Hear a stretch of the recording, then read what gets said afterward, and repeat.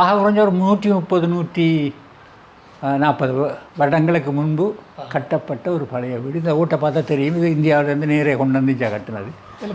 இது double would. விடுதலை புலிகளுடைய புதிய கிளை ஒன்று ஆரம்பிக்கப்பட்டது. அதில் நானும் கிருஷ்ணன் ஒருவரும் குகன் என்று 3 பேர் தான் அதை ஆரம்பித்தவர்களில் முக்கியமானவர்களாக அல்லது ஆரம்பித்தோம். என்னுடைய தலைவர் உமாமேஸ்வரனுக்கும் தம்பிக்கும் இடையிலே, தம்பி பிரபாகரனுக்கும் இடையிலே கருத்து வேறுபாடு உருவானது. பெண் தொடர்பு பிரச்சனைகள் சொல்லத்தான் அப்படித்தான் படித்தேன். உங்கள்கிட்ட நான் கேட்குறது உண்மையாக சாதாரணமாக சிந்தித்து விடக்கூடாது. பெரிய குழுவ ரீதியான முரண்பாட்டினால் வந்த மக்கள் மத்தியிலே அப்படி சொல்வார்கள். நான் உண்மையே இதுதான் காரணம். ஊர்மிளா என்று சொல்லி அவள் ஒரு மிக தீவிரமான ஒரு செயற்பாட்டாளர், மிக தீவிரமான செயற்பாட்டாளர். நான் இந்தியாவுக்கு வந்தால் நான் இங்கே வந்தேன். இங்கே வந்து தம்பி இங்கே இதிலேருந்து கதைப்பேன், இந்த இடம் தான் இதில் அல்லது அங்கால ஊஞ்சல் கட்டியிருந்து அந்த ஊஞ்சலேருந்து ஆடி கதைப்பேன். சரியோ, அதனால் அவர் சரியான இடமால் தான் எங்களோட நான் சொன்னேன், தம்பி இது ஒரு பெரிய பிரச்சனையே இல்லை, இது ஏன் அப்போ அப்படி இருக்கிறேன் சரியோ என்று சொல்ல அவர் எனக்கு சொன்னார் விஷயமா, நான் நீ லண்டனில் இருந்துட்டு வார 5 வருஷம் 6 வருஷமாக உனக்கு அது பிரச்சனை இல்லாத மாதிரி தெரியும், ஆனால் இது பிரச்சனை, இங்கே பிரச்சனை தான். இதை சொல்லி 3 வருஷத்துக்குள்ளே தம்பி மாதிரி திருமணம் செய்து கொண்டார். இல்லையோ, நான் ஏன் சொல்லுகிறது என்றால் யதார்த்தத்தை அனைவரும் உணர வேண்டுமென்றதுக்காக. போராட்டம் முடிந்து விட்டது, ஆகவே ஒன்றுமே சொல்லப்படாமல் போகக்கூடாது என்பதற்காக முழு குடும்பத்தையும், தன்னுடைய குடும்பம் முழுவதையுமே, பிள்ளைகள் 3, மனைவி அவர், போராட்டத்தில் ஈடுபட்டு அவர்கள் இல்லாமல் போனது. அவருக்கு சரியான சந்தர்ப்பம் இருந்தது. பஞ்சாதி பிள்ளையை வெளியில் அனுப்பியிருக்கலாம், வெளியில் அனுப்பியிருக்கலாம் இல்லை, வெளியிலான அனுப்பியிருந்தவர். என்னை பொறுத்த மட்டும் 100% நான் டிசைடை தமிழீழம் என்று கொண்டு வர முடியாது. அதை தம்பி ஏற்றுக்கொள்ள மறுத்தது. நாங்கள் சொன்ன, நான் மாத்திரமில்லை, பாலா அண்ணன் எல்லாரும் சொல்லி பார்த்தது. இல்லையடாப்பா, இது தேவையில்லாத விஷயம், விட்டுறேன். அதில் இருந்து அவர்களுக்கு 2 பேருக்கும் இடையிலே ஒரு குரோதம் இருந்தானே. 83 இந்த ராயட்ஸுக்கு பிறகு மிகப்பெரிய இயக்கம் என்றால் புறப்பட்டான். எத்தனை போராளிகள் இருந்திருப்பாங்க அந்த நேரத்தில்? ஒரு 15,000 பேருக்கு மேலே இருந்திருப்பாங்க. இங்கே ஒரு 7,000 8,000 பேர் இருந்திருப்பினோம். எங்களுக்கு தரப்பட்ட உறுதி, அங்கே ஒரு தீவில் நீங்கள் ஒரு தளத்தை போடலாம். அவங்களோட இந்த கதை சொன்னவங்க தீவில் வந்து இருக்கலாம். அது அவனந்த அப்போ வலுக்கட்டாயமாக பிடிக்க போகல அப்படியா? நாடு அவன் பிடிச்சா எங்களுக்கு ஒரு நாடு. புலிகள் சார்பில் பொட்டம்மானுடைய ஒரு அடுத்த கட்டத்தில் இருக்கக்கூடிய நேரடியான கண்ட்ரோலில் இருக்கின்ற ஒரு தரம் இங்கே வச்சு கதைச்சிருவேன். எங்கள் உங்களை உள்ளுக்கு எடுக்கிறதுக்கு தமிழ் தேசிய கட்டாயம்ன்ற கேட்டவர். IPK காலகட்டத்தில் எங்களுக்கு மோகன விஜய வீராவோடையெல்லாம் நெருங்கிய தொடர்பு இருந்தது. பல வாய்ப்பு கிடைச்சா. அப்போ இப்போ இருக்க சில்வின் சில்வா அவருடைய நல்ல தொடர்பு தெரியும். அப்போ அவர் தானே பெருசு. எங்கே வச்சு பயிற்சி கொடுத்த நீங்கள்? பயிற்சி இந்த இதுகளுக்குல்ல, வன்னிக்காரங்க.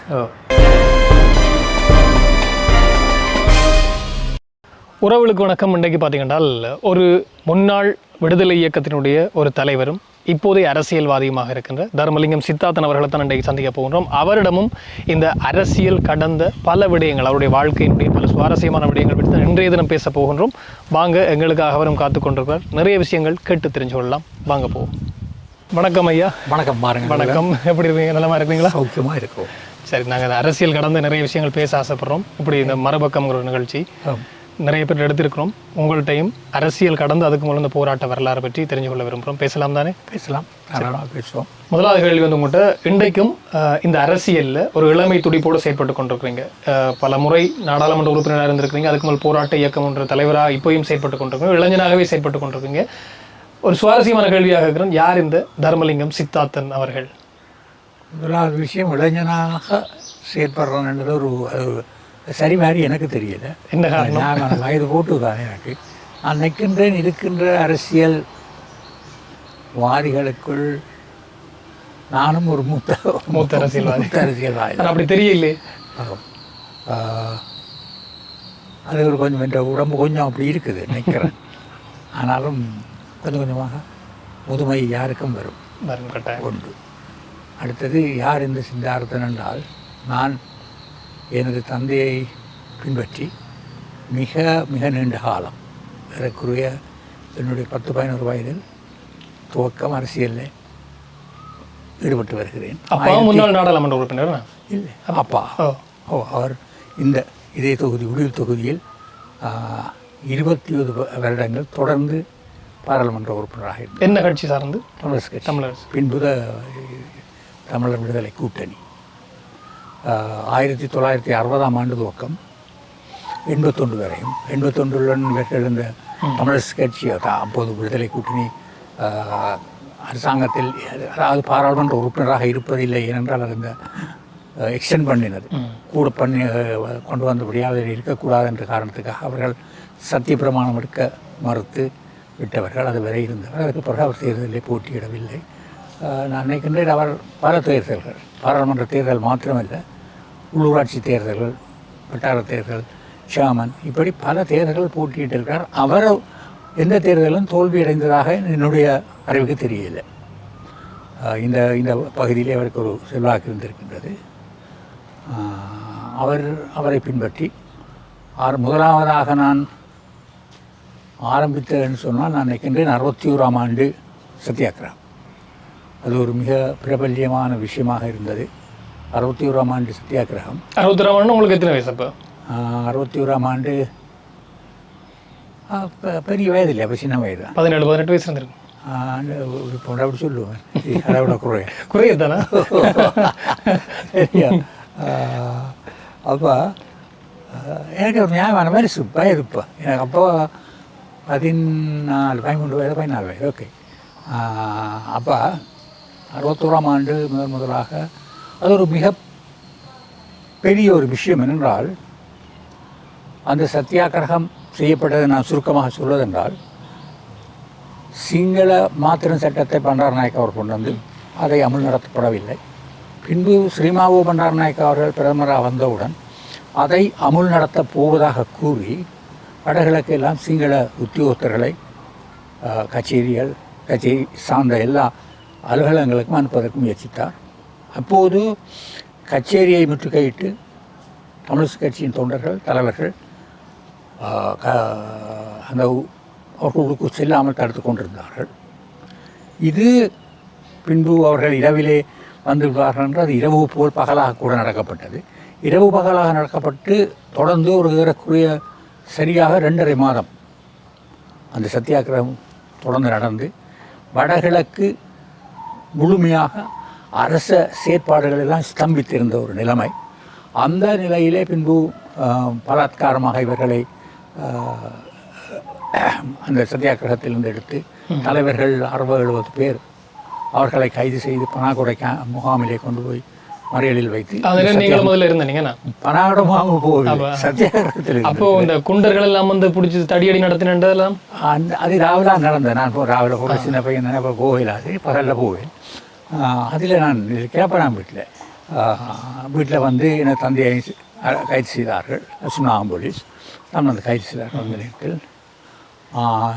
அவை அந்த சத்தியாகிரகம் சிலர் அதை ஒரு கேலியாக சொல்வார்கள், அடித்து கலைத்தவுடன் ஓடிவிட்டார்கள் என்று. ஆனால் அதில் உண்மையான விஷயம் என்னென்னால், அந்த சத்தியாகிரகத்தை பொறுத்த மட்டும் வெற்றி. ஸ்ரீமாவோ பண்டாரநாயக்கா இந்த சிங்களம் மாத்திரம் சட்டத்தை அமல் நடத்துவதற்கு கொண்டு வரப்பட்ட உத்தியோகத்தர்கள் அனைவரையும் திரும்பவும் அவர்களை தென்னிலங்கைக்கு அழைத்து விட்டார். ஆகவே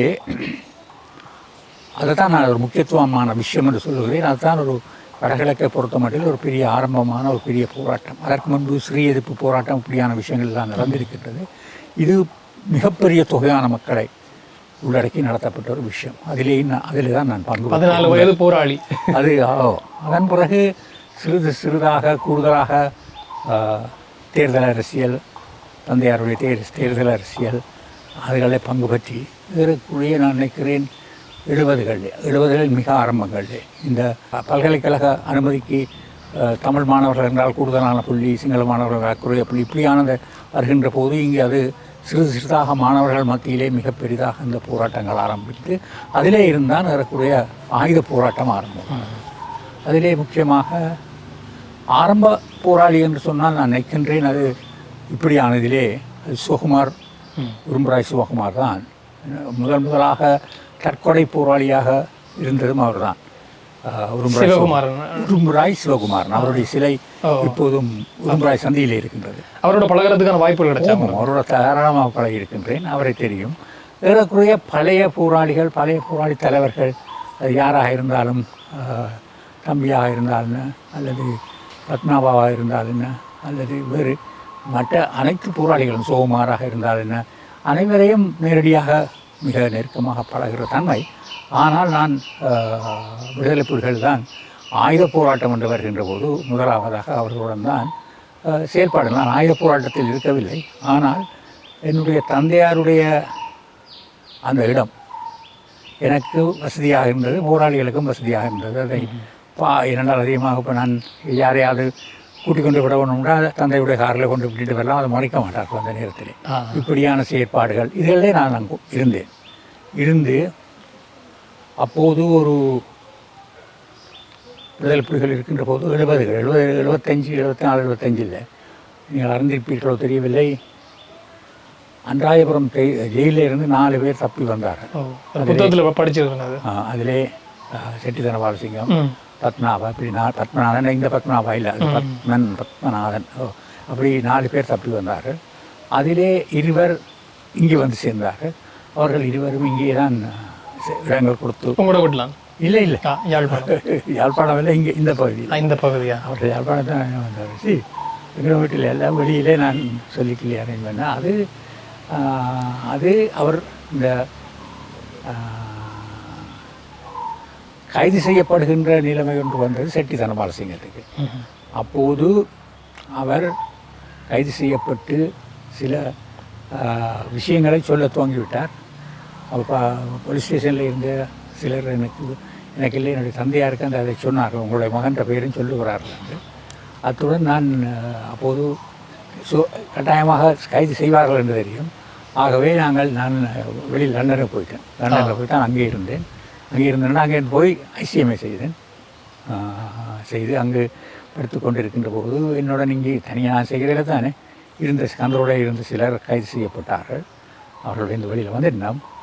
ஆகவே இப்படியாகத்தான் என்னுடைய போராட்ட வாழ்வும் அரசியலும் கலந்து ஒன்றாவே வளர்ந்து வந்திருக்கு. ஒன்றாகத்தான், அதாவது தமிழரசு கட்சி, தமிழர் விடுதலை கூட்டணி, அதே நேரம் விடுதலை புலிகள், மற்ற இயக்கக்காரர் எல்லாரோட நான் கூறியது போல அது பத்மநாபெல்லாம் என்னோட மிக மிக நெருக்கமான நண்பர். அவர் வந்து லண்டனுக்கு வந்த போது நான் அங்கே இருக்கின்றேன். அப்போ அவர் வந்து உடனே அவருக்கு நான் நினைக்கிறேன் அந்த நேரத்தில் காரணம் ஒதுக்கவில்லை, என்னுடைய அறையில் வந்தான். ஒரு கிழமை 2 கிழமை தங்கினவர். வேறு எங்கோ போயிருந்தார். பேருந்து திடீரென்று வந்து சொன்னார், மச்சான் நான் போகிறேன்டாப்பாண்டு. எங்கேன்னு கேட்க நான் போகிறேன் அவ்வளோதான் போயிட்டார். அவர் நேராக போனது லெபனானுக்கு பயிற்சிக்கு போயிட்டு திருப்பி இங்கே வந்திருக்கின்றார். அந்த லெபனான் பயிற்சியிலே சுரேஷ் பிரேமச்சந்திரன் இருக்கு இபிஆர்எஃப்லே. பேருந்து எங்களுடைய இயக்கம் போகின்ற போது அதில் பலர் வந்து விட்டார்கள். நானும் போயிருக்கின்றேன். நான் பயிற்சிக்கென்று போகவில்லை.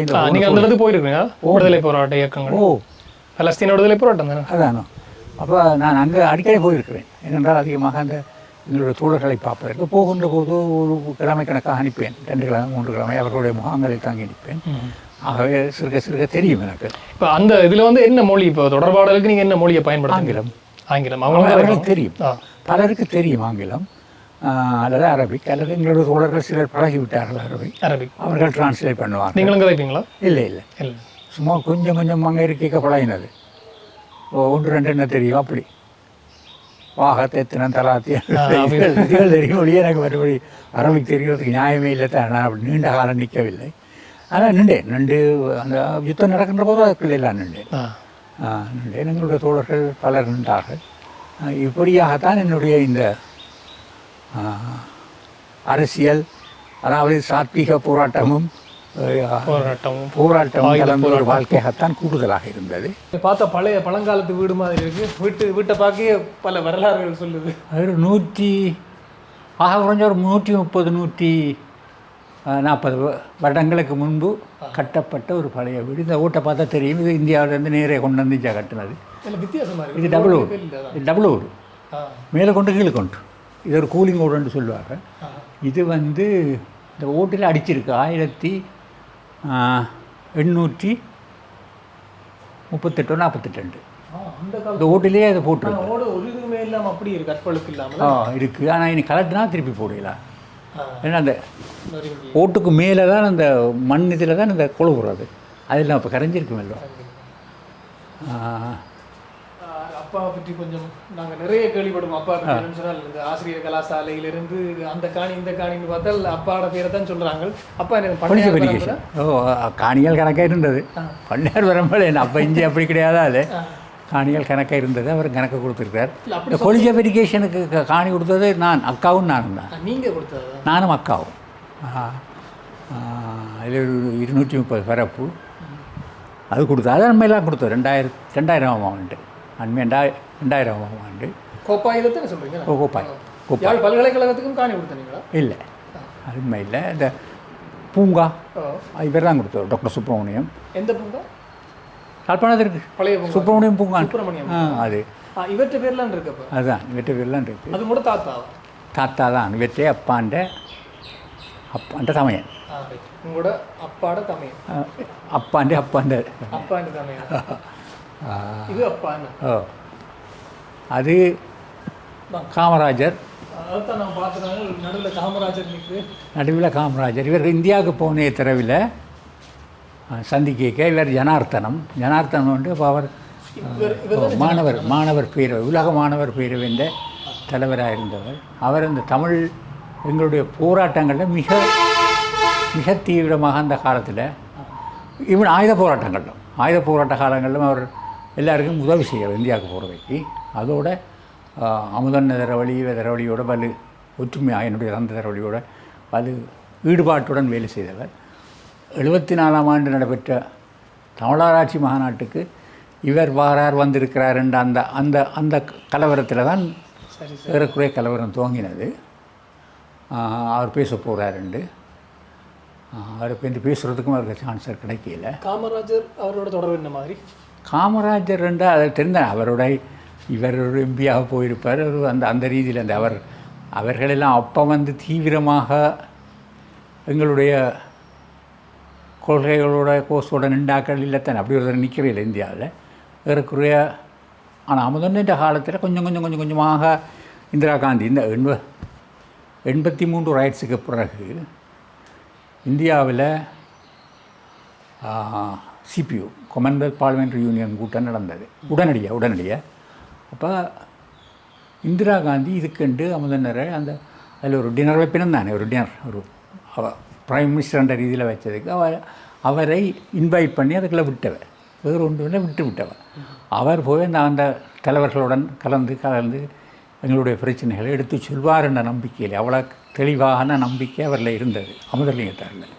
அவர் அதை செய்தவர். அப்படியாக கொஞ்சமாக இந்திரா காந்தி அம்மையாருடைய காலத்தில் துவக்கம்தான் இந்த கூடுதலாக மிக தீவிரப்படுத்தப்பட்டது இந்த சர்வதேச உறவுகள். அதுக்கு இருந்தது. ஆனால் அது கொஞ்சமாக தான் இருந்தது, தீவிரமாக அடைந்தது. அதன் பிறகு ஆயுத போராட்டமும் சர்வதேசமயப்படுத்துவதற்கு உதவியாக இருந்தது. இது அப்பா. இது அப்பா. அந்த அதில் நிற்கிறது. தொடர்ந்து எத்தனை வருஷம் இதாக இருந்தவர் பாராளுமன்ற உறுப்பினர்? 60ஆம் ஆண்டு துவக்கம் 83 வரை 23 வருஷம் பாராளுமன்ற உறுப்பினராக இருந்தவர். தொடர்ந்து இருந்தவர். இந்த தொகுதி தான், இதுதான் உடும்புரை தொகுதி. உடுவில் பேருந்து மானிப்பாண்டு பேர் மாற்றப்பட்டது. அதுவும் அவர் தான். அப்பா மேலே இருக்கிறது அது அவருடைய பெரியப்பா.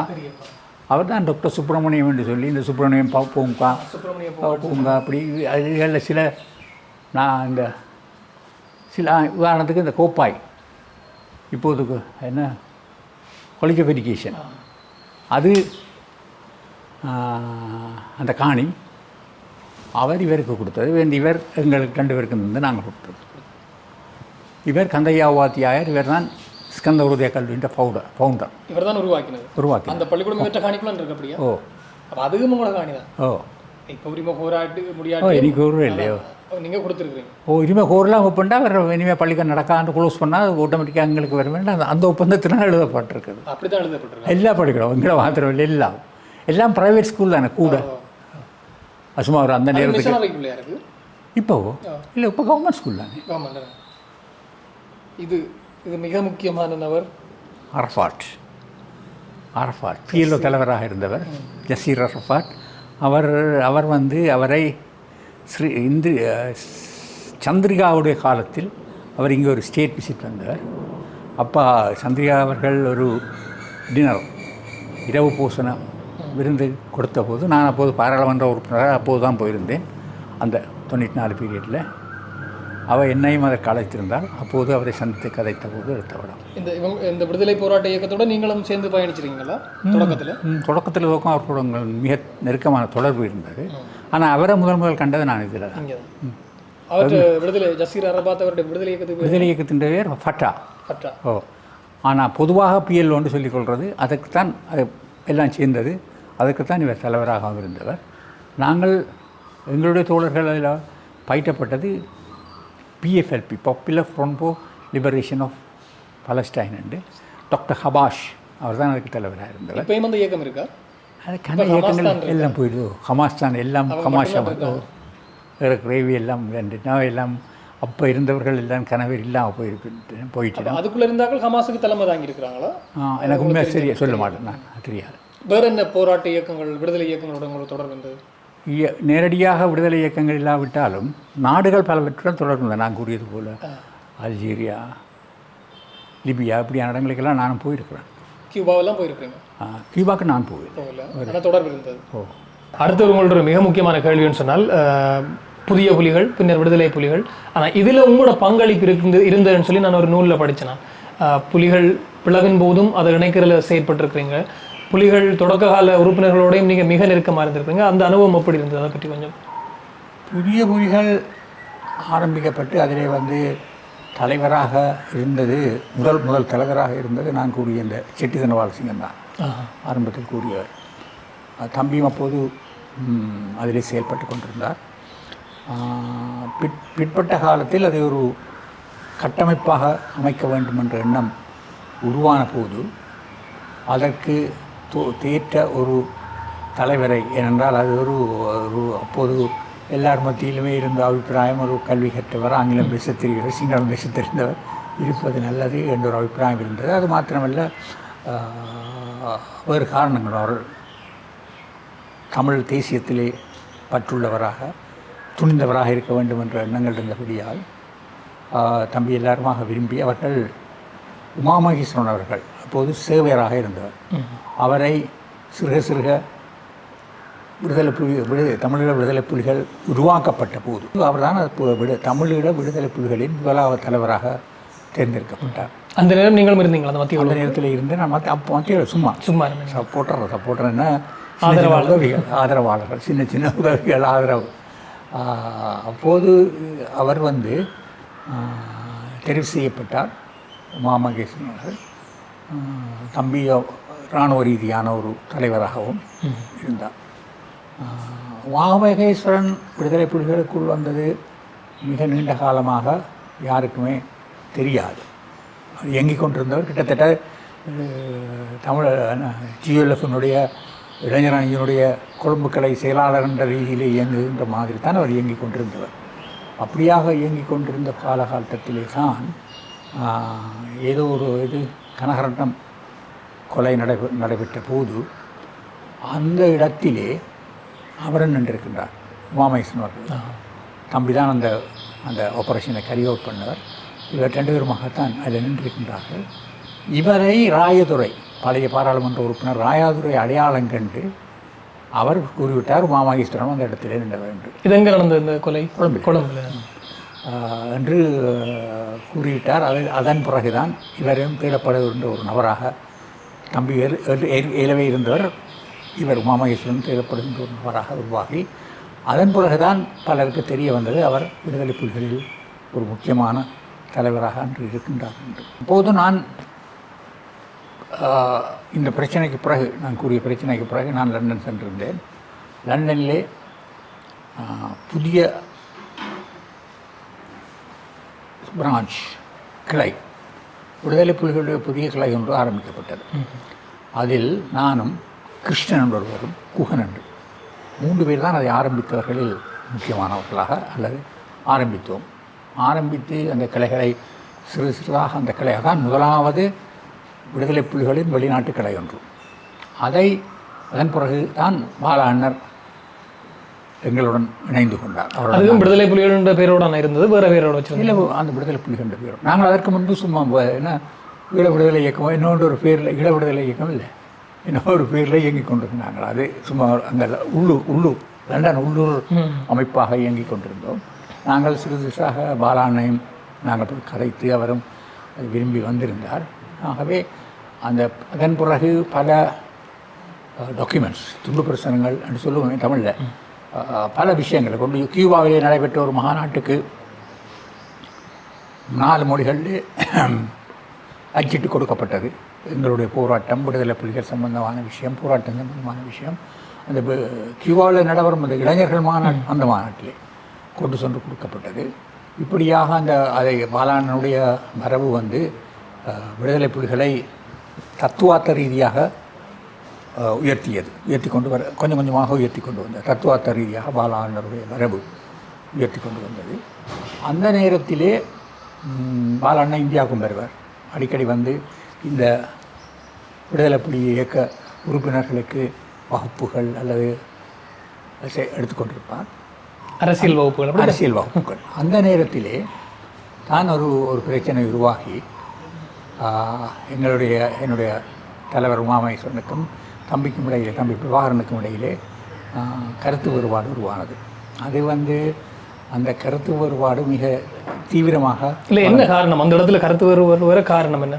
அந்த காரணம் அது சொல்லலாம், அதில் ஒன்று இல்லை. நான் ஒரு புத்தகம் ஒன்று படித்தேன், நான் இதில் சொல்கிறது சரியானு தெரியல, அப்படி இருந்து நான் கட் பண்ணி விடுறோம். பிறகு ஒரு பெண் தொடர்பு பிரச்சனை சொல்லி தான் கேள்விப்பட்டேன். சொல்லத்தான் அப்படித்தான் நான் படித்தேன். நான் அதை உங்கள்கிட்ட நான் கேட்குறது உண்மையாக சாதாரணமாக சிந்தித்து விடக்கூடாது. பெரிய குழுவ ரீதியான முரண்பாட்டினால் மக்கள் மத்தியிலே அப்படி சொல்வார்கள். ஆனால் உண்மையே இதுதான் காரணம். ஊர்மிளா என்று சொல்லி அவள் ஒரு மிக தீவிரமான ஒரு செயற்பாட்டாளர், மிக தீவிரமான செயற்பாட்டாளர். உதாரணத்துக்கு சொல்லுகின்றது என்றால் இந்த 11 கொலைகளையும் செய்தது நாங்களே என்று விடுதலை புலிகள் ஒரு ஒரு ஒரு சவால் ஒன்று எல்லா பத்திரிகை அலுவலர்களுக்கும் அனுப்பி அது மிகப்பெரிய அளவிலே ஃப்ரண்ட் நியூ பேஜ் நியூஸாக வந்திருந்தது. அதை டைப் பண்ணியது அவள் தான் அதை டைப் பண்ணி அவங்க அன்னையுடைய டைப்ரைட்லாம் டைப் பண்ணப்பட்டது. அவருக்கு தெரியாது. முதலாவது பெண் போராளி அவன்ட்டு சொல்லலாம், ஓரளவுக்கு சொல்லலாம். அவன் அந்த ஆயுதம் எடுத்து போராடவில்லை. ஆனால் அவன் இந்த கடலால் இந்தியாவுக்கு போகிறது, பாரதம் அப்படியான வேலைகளெல்லாம் செய்தவன். மிக தீவிரமான ஒரு வாழ், தீவிரமாக பிற்காலங்களில் தேடப்பட்டவன். அவள் அவள் தான் அதை டைப் பண்ணி எடுத்து அனுப்பி அந்த அந்த அது பத்திரிகைகளே பெருசாக வந்தது. ஆகவே அவவும் தீவிரமாக செயற்பட்டார். காரணம் என்னென்று நான் தெரியாது. நான் தம்பியை கேட்டு நான் அதுக்கு வாரன். தம்பியை பொறுத்த மட்டிலே இந்த இப்படியான ஒரு தொடர்பு உமாமகேஸ்வரனுக்கும் ஒரு ஊர்மாவுக்கும் இருக்கின்றதாக ஏதோ நம்பி இருக்கின்றார். அது சம்பந்தம் அதன் காரணமாகத்தான் அவர்களுடைய ஆரம்ப முருகல் நிலை அல்லது ஆரம்ப பிளவு ஏற்படுறது காரணமாக இருந்தது. அப்போது பலர் பாலான துவக்கம் எல்லாருமே நானும் வந்தேன். பாலான இந்தியாவுக்கு வந்தால் நான் இங்கே தம்பி இங்கே இதிலேருந்து கதைப்பேன். இந்த இடம் தான் இதில் அல்லது அங்கால ஊஞ்சல் கட்டியிருந்து அந்த ஊஞ்சலிருந்து ஆடி கதைப்பேன். தெரியும். அதனால் அவர் சரியான இளமால் தான் எங்களோட உங்களுக்கு 10-15 வயசு குறைவாக இருக்குமா? இல்லை, ஒரு 8 வயது கிட்ட குறைவு. இப்போ அவர்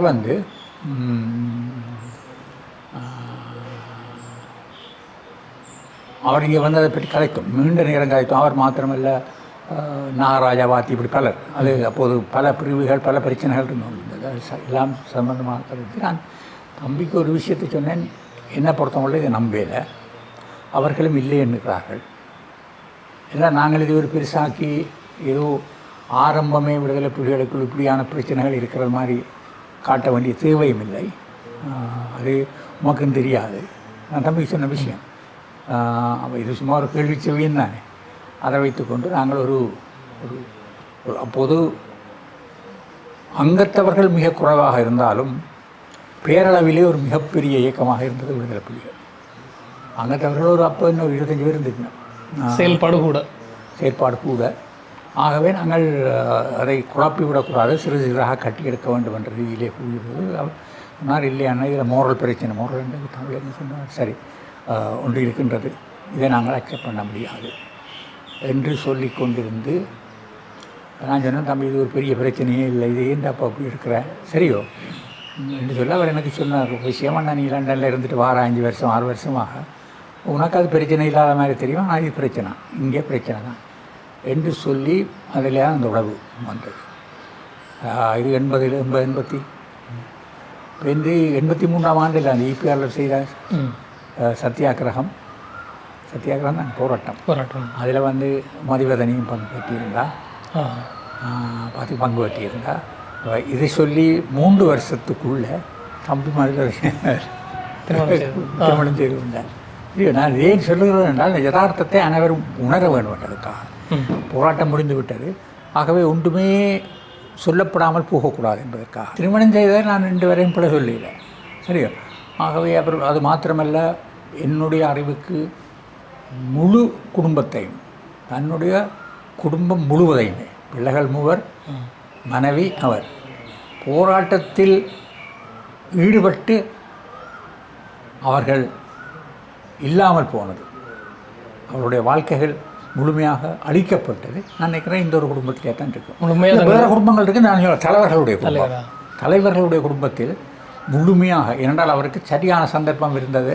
பஞ்சாதி பிள்ளையை வெளியில் அனுப்பியிருக்கலாம் இல்லை, வெளியில் அனுப்பியிருந்தவர் ஒரு சர்ச்சை அந்த ஐபிகே டைமில் கொஞ்சம் காலம் வெளியிலே அனுப்பியிருந்தவர். பேருந்து ஏர்போர்ட்டுக்குள்ள இங்கே வந்தவர், இதெல்லாம் எனக்கு தெரியும். ஏர்போர்ட்டாலும் வந்தவர் வந்து என்னடா அப்போ அந்த விடுதலை புலிகளுக்கு அரசாங்கத்துக்கு இடையில பேச்சுவார்த்தை சமாதான பேச்சுவார்த்தை அதனால் அவர் வந்தவர். நான் நம்புகிறேன் வேறு எந்த ஒரு தலைவராக இருந்தால் என்ன, சாதாரண மனிதனாக இருந்தால் என்ன, அப்படி நைஸாக தெரியாத மாதிரி பஞ்சாபிலே அங்கேயே விட்டுருக்கணும். ஆனால் தம்பி கூப்பிட்டுருக்கலாம். அது ஒரு அதைத்தான் நான் நடுகளுமே யோசிக்கிற ஒரு மனிதன் தன்னுடைய உறவுகள் முழுவதையுமே, உறவுன்றது முதலாவது உறவு பஞ்சாயத்து பிள்ளைகள் தானே, அந்த உறவு முழுவதையுமே அர்ப்பணித்தது. தாய் தகப்பன் உட்பட தாய் தகப்பன் அவர்கள் இயற்கையாக செத்தது, அது வேறு. இங்கே செத்தவன் அவன் தாயின் செத்தவட்டுக்கும் போனான். இங்கே வலியுறு துறையெல்லாம் நடந்தான் செத்தவர், நான் போனான் சரியோ. அந்த செத்த வீட்டிலும் ஆகவே அந்த அது ஒரு பெரிய விஷயம், அதை மறக்க இல்லாது, வெறுமே மறக்க முடியாது. அவருடைய நான் இடையிலுமே சொல்கிறேன், நான் இந்த டெடிகேஷன், தம்பின்ற டெடிகேஷன் வந்து இஸ் அன்கொஸ்டினபிள். அவருடைய அர்ப்பணிப்பு, தமிழீழ அர்ப்பணிப்புக்கு அவருடைய அர்ப்பணிப்பு என்பது கேள்விக்கு அப்பாற்பட்டது. ஆனால் அது சரிவில்லை என்பது ஒரு விஷயம், அதை நான் முழுமையாக ஏற்றுக்கொள்ளவில்லை. அதில் இருக்கிற பல விஷயங்கள் அப்படியாக இருக்க முடியாத போராட்டம் என்றது என்னுடைய அபிப்பிராயம். ஆனால் அர்ப்பணிப்பை ஏற்றுக்கொள்கிறீங்க? அர்ப்பணிப்பு ஏற்றுக்கொள்கிறேன், அது உண்மை. அர்ப்பணிப்பு தான். ஆனால் அந்த முழுமையாக மற்ற இயக்கங்களுடன் ஒத்து போயிருந்தால், நான் அன்றும் ஆரம்பத்தில் நம்பினான். ஒரு முக்கியமாக IPKF தலை வைத்த பிறகு என்னை பொறுத்த மட்டில் 100% நான் டிசைடட் தமிழீழம் என்று கொண்டு வர முடியாது என்று. ஏன் அப்படி? அவங்கள அதை முழுமையாக ஆதரிக்கலைன்னு அவங்க IPKF இல்லை. அவர்களை பொறுத்த மட்டில் ஒருபோதுமே, உதாரணத்துக்கு சொல்கிறேன்டா, 87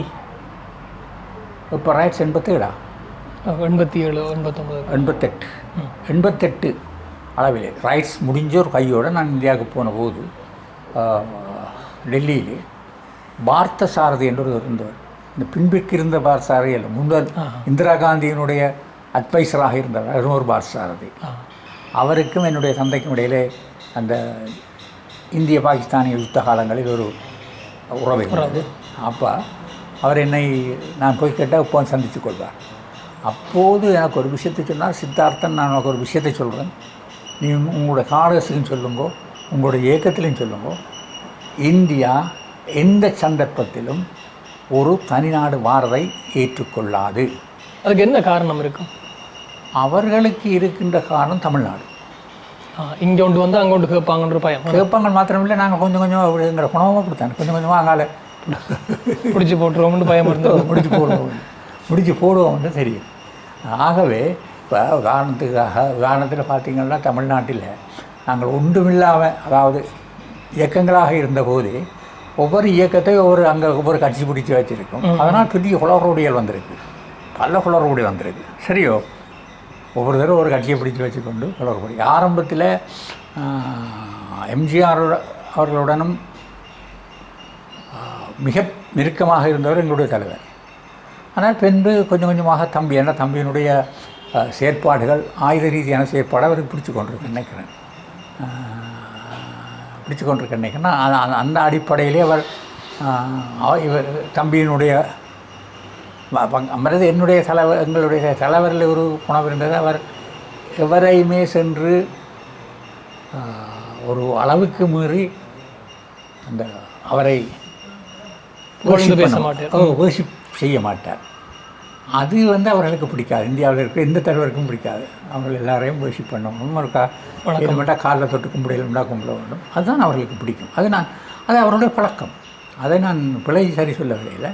ஆனால் இவர் அதை செய்ய மாட்டார். நான் அப்போ சொல்கிறேன், வர்ஷிப் பண்ணுறதில்லை, இல்லாட்டி அவரை என்றதில் ஒரு பிழை இல்லை தானே. அவன் என்ன இருந்தாலும் ஜிஆரை எடுத்துக்கொண்டால் எத்தனை கோடி மக்களின் தலைவர்.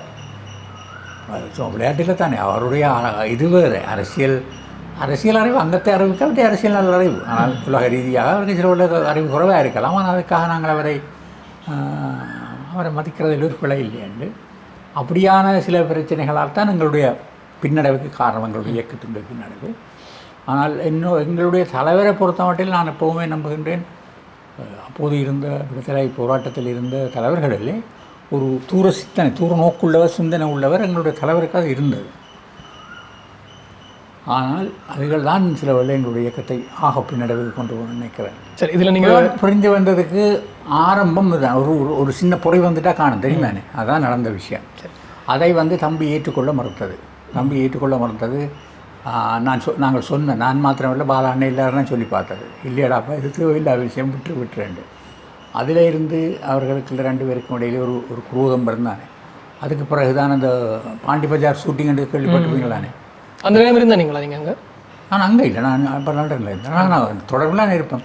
அப்போ யார் தம்பியும் இவரும் கண்ணன் உமா மகேஸ்வரன் தம்பியோ இவரோடவர் சேவனா இல்லை கிடையாது, யார் தான் நிற்கிறேன், ரவி அப்படி அது 2 ஒரு ஆள் அதான் நின்றது. நான் மறந்து போனது. 2 பேரும் சுட்டி தனியாக கண்ணனுக்கு தான் காலில் காயம், மற்ற ஒருவருக்குமே காயம் இல்லை.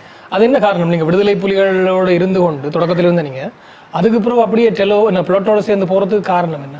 இல்லை தானே, நாங்களும் ஒரு மிக விடுதலை புலிகள் பிரியுது, நாங்களும் நீங்களும் சேர்ந்து பிரிஞ்சீங்க. ஆனால் உங்களுக்கு கருத்து வேறுபாடு இல்லை தானே? இல்லை, இந்த விஷயத்திலே ஒரு கருத்து வேறுபாடு இருந்தது தான். அது நீங்கள் தம்பி செய்தது பிழை என்ற அபிப்பிராயம், அதால தானே படிப்போம். அதுதான் அவருடைய. மற்றும்படி அது ஒரு பேந்து யோசிச்சு பார்த்தோன்னா அது ஒரு பெரிய செய்த பிழை. இப்போ பிள்ளை தான், என்ன பொறுத்தா பிள்ளை என்ன பிள்ளை தான் தம்பி செய்தது. அதாவது தம்பி செய்தது என்றால் அதை ஒரு பெரிய சீரியஸ் இஷ்யூவாக ஆக்கி இயக்கத்தை உடைச்சதுடைய மற்றும்படி அல்ல. இன்னொரு உண்மையான காரணம் ஒன்று இருக்குல்லோ, அந்த நேரத்தில் உமா மகேஸ்வரன் ஒரு இருந்த தலைவர்களுக்குள்ள ஒரு சிறந்தவர், கல்வி கற்றவர், இராணுவ ரீதியாக ஒரு சரியான இது இருக்கின்ற ஒரு முன்னோக்கிய பார்வை இருக்கிறது. தெரியும். அது மாத்திரமில்லை, சர்வதேச ரீதியாக இந்த அவர் அப்போவே போயிட்டார் ட்ரைனிங்கு. அவர் போனவர் ட்ரைனிங்கு, பிஎல்ஓ ட்ரைனிங்கு புலட் 2 போகையில். அப்போது ஆரம்ப ட்ரைனிங் பிஎல்ஓவில் ஈரோஸ் பாலாவும், பாலா இல்லை உண்மையாக ரத்ன சோவாதி என்பவரும் ராஜி சங்கரும், இவர் 2 பேரும் தான் அதை துவக்கினார். போய் அங்கே பல லெபனானுக்கு போய் அதை எடுத்து, அப்போ அவர்கள் அந்த நேரத்தில் ஈரோஸ் என்று பார்க்கையில் எந்த இயக்கமாக இருந்தாலும் வரலாம் என்று சொல்லி எடுத்துகிட்டு போனவர் ட்ரைனிங்க்கு. அதில் தான் உமா மகேஸ்வரன் போனவர். அப்படி அவர் பல விஷயங்களில் ஒரு அளவுக்கு மற்றது தம்பியை பொறுத்தவங்கள ஒரு சின்ன பையனாக பார்த்தது. ஆகவே இந்த அடிப்படையில் தான் என்னுடைய மற்றபடி நான் அன்றைக்கு இது பற்றிய கொள்கை ரீதியான புரிவுகளெல்லாம் இருக்கு. அடிபாடெல்லாம் இல்லை, சும்மா ஆனால் அந்த பாண்டிபராஜ பஜார் அடிபாட்டத்தை விட வேறு ஒன்றும் இல்லை. அதுக்கு பிறகு இந்த பிளாட்டினுடைய செயற்பாடுகள் எப்படி இருந்தது? பிரிவுக்கு பிறகு 83 இந்த ராய்ட்ஸுக்கு பிறகு மிகப்பெரிய இயக்கம் என்றால் பிளாட் தான். எத்தனை போராளிகள் இருந்திருப்பாங்க? அந்த நேரத்தில் ஒரு 15,000 பேருக்கு மேலே இருந்திருப்பாங்க. இங்கே ஒரு 7,000-8,000 பேர் இருந்திருப்பினான் இங்கே வடகிழக்கில். இந்தியாவில் கேம்புகளில் 6,000 வச்ச பேர் இருந்தது பயிற்சி முகாம்களில். அப்படி ஒரு மிகப்பெரிய இயக்கமாக இருந்தது என்றால் புலட்டான். அதனுடைய பின்னடைவுக்கு முக்கியமான காரணம் ஆயுதம் இல்லாதது. என்னென்ன காரணம்? ஆயுதம் கிடைக்கவில்லைக்கு காரணம் உண்டு. இந்திய அதிகாரிகளை பொறுத்தமட்டில் நாங்கள் அவர்களை நம்ப மறுத்தது. அதனால் ஏற்பட்ட அவர்களுக்கு எங்கள் மேலிருந்து ஏற்பட்ட அவநம்பிக்கை. இது ரெண்டு தான் காரணம். ஏண்டா இதை அப்போ அந்த நேரத்தில் நான் அதிகாரிகளோட டீல் பண்ணல. அதுக்கு பிறகு தான் டீல் பண்ண துவங்கினான். நான் அதுக்கு பிறகு முழுக்க நான் தான் அந்த அதிகாரி. என்ன பொறுப்பில் இருந்து நீங்கள் அந்த நேரம்? நான் வெளியில் இருந்தேன். ஒரு பதவி நிலையம் சர்வதேச உறவுகளோட செயலாளர் உறவுகள் மாதிரியெல்லாம் தான் சர்வதேச உறவுகள் செயலாளர் உண்டு. சரி, அப்போ நான் அப்போ லண்டனில் இருந்தேன். அப்படி எங்கே போய் வரத்துக்கு புலிகளுக்கு அண்டன் பாலசிங்கம் ஐயா உங்களுக்கு நீங்கள் அப்படி இருந்தது. சரிதானே? அது இப்போ இயக்கம் பெருசாக வந்தால் நாங்களும் பெருசாக வருவோம், இயக்கம் வராட்டி நாங்களும் அப்படித்தாங்க. அதான் அதில் உண்மை. தனிப்பட்ட மனிதர்கள்ன்றது இது இல்லை தானே, இயக்கத்தின் பேசலாம் மாறுது. அப்போ நான் இருந்தது. நான் அப்போ அந்த நேரத்தில் இங்கே நிற்கிற குறைவு கூடுதலாக வெளியில் அப்படி இப்படி போவேன். தமிழாக்களை சந்திக்கிறதுக்காண்டி யூரோப், கனடா, அமெரிக்கா செல்ல. மற்றது மற்ற ஆயுத போராட்ட இயக்கங்கள் மற்ற சொன்னால் பிஎல்ஓ தரவழி அப்படி. நான் அல்ஜீரியா போயிருக்கிறேன், லிபியா போயிருக்கிறேன். இப்படியான இடங்களுக்கெல்லாம் போய் அங்கே பயிற்சி எடுத்துருக்கீங்களா? பயிற்சிகளில் சிறுவில் அந்தந்த இடங்களில் போய் அல்ஜீரியாவில் அல்ஜீரியா அரச தரப்பை நேரடியாக அந்த அரசு லீடர்ஸ் எல்லாம் அங்கே இருக்கிறாங்களா அடுத்தடுத்த மட்டும் அவர்களோட சந்தித்து அவர்களே நாங்கள் சும்மா காலையில் எங்களே இவங்கள் யாராவது பிஎல்ஓ காரணம் யாரோ கூட்டிக் கொண்டு இன்ட்ரடியூஸ் பண்ணுவான். அப்படியான விஷயங்கள் அப்படி இன்ட்ரடியூஸ் பண்ணி அவர்கள் அதான் நாங்கள் இஞ்சை பலமாக வந்திருந்தால் எண்ணிக்கையில் பலமாக இருந்த நாங்கள் அவர்கள் அந்த பலம் மாத்திரமில்லை இராணுவ ரீதியாக இப்படி பலமாக வந்திருந்தால் எங்களுக்கு ஒரு சர்வதேச உதவிகள், சர்வதேச சப்போர்ட், முக்கியமாக இந்த என்ன இயக்கங்கள் என்ன நாடுகள் என்று சொல்கிற ஒரு லெப்டிஸ்ட் அல்லது ஒரு புரட்சிகர அரசுகள் எங்களுக்கு கனவேறு ஆதரிச்சிருக்கிறார். நேரடியாக புலட்டு கண்டே ஆதரிக்கிறதுக்கு தயாராக இருந்தார்கள். அது கொஞ்சம் கொஞ்சமாக குறைந்து விட்டது, குழம்பி விட்டது. இப்படியாக நான் பல நாடுகளுக்கெல்லாம் போயிருக்கிறேன், சந்திச்சிருக்கிறேன், காய்ச்சிருக்கிறேன். அதான் இந்த வேலையாக இருந்தது கூட. மற்றது இந்தியாவில் கூடுதலாக டெல்லியில், மெட்ராஸில் குறைவு டெல்லி தான் கூட. டெல்லியில் நிற்கிறது அப்படி அவர்களை காண்றது. இன்னொன்று உங்களோட புலட்டை பற்றின இனி கேள்விப்பட்டதிலே மிக முக்கியமான விஷயம் சொன்னால் மாலத்தீவை கைப்பற்றின விஷயம். ஒரு விடுதலை போராட்ட இயக்கம் கைப்பற்ற போன விஷயம். இருந்தாலும் அந்த அதுக்கு இறங்கினீங்க. அந்த நாட்டு இறங்கி 3 நாள் வச்சிருந்தோம். அது என்ன தேவை ஏற்பட்டது? என்ன காரணம் மாலத்தீவு போகணும்? என்ன தேவை? இந்தியாவோட அழுத்தங்கள் இருந்ததால் என்ன? இந்தியா இந்த வந்துட்டு இந்தியா வடகிழக்கை தன்னுடைய கண்ட்ரோலுக்குள்ளே எடுத்தது மாத்திரமல்ல, அவர்கள் இன்றைக்கு போயினோண்டு தெரியும் தானே. ஆகவே எங்களுக்கு ஒரு தளம் இல்லை, பின்தளம் ஒன்று இல்லை. பின்தளம் ஏன்னா இந்தியாவை தளமாக பாவிக்கலா தானே. இந்தியா தளமாக பாவிக்கலாத போது அப்போது மாலத்தீவினுடைய ஜனாதிபதியாக வர என்று அவரால் நாங்கள் போண்டி வந்தது. அவர் தான் முக்கிய காரணம். அப்படி ஒரு ஆள் இருக்கிறார். அவருடைய எங்களுக்கு தரப்பட்ட உறுதி, அங்கே ஒரு தீவில் நீங்கள் ஒரு தளத்தை போடலாம். அவங்களோட இந்த கதை சொன்னவங்க தீவில் இருக்கலாம். அது அவன் அப்போ வலுக்கட்டாயமா பிடிக்க போகல. அப்படியா? நாடு அவன் பிடிச்சா எங்களுக்கு ஒரு நாடு.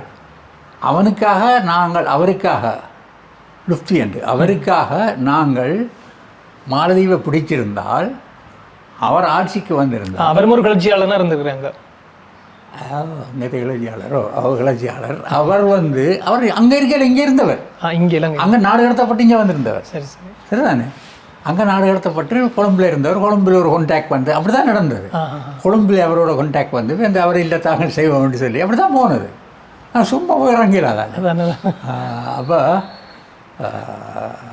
அப்போ அவர் அப்படி எங்களுக்கு ஒரு உறுதிமொழி தந்து மற்றது ஃபைனான்ஸ் கிடைக்கும். ஏன்னா கிச்சமான காசுகள், டூரிசம், மற்றது இந்த ஆர்ம்ஸ் எடுக்கிறதுல ஒரு பிரச்சனை இல்லை தானே. இப்போ இதில் ஒரு கேள்வி கேட்குறேன். அவர் கொழும்பில் இருக்கிறேன்னா இலங்கை அரசாங்கத்துடைய ஆதரவுடன் அவர் கொழும்பில் இருந்திருக்கலாம். அப்போ நீங்கள் மாலத்தீவை பிடிக்க போகிறீங்களா இலங்கை அரசாங்கத்துடைய ஆதரவும் இருந்திருக்குது? அவருக்கு தெரியாது.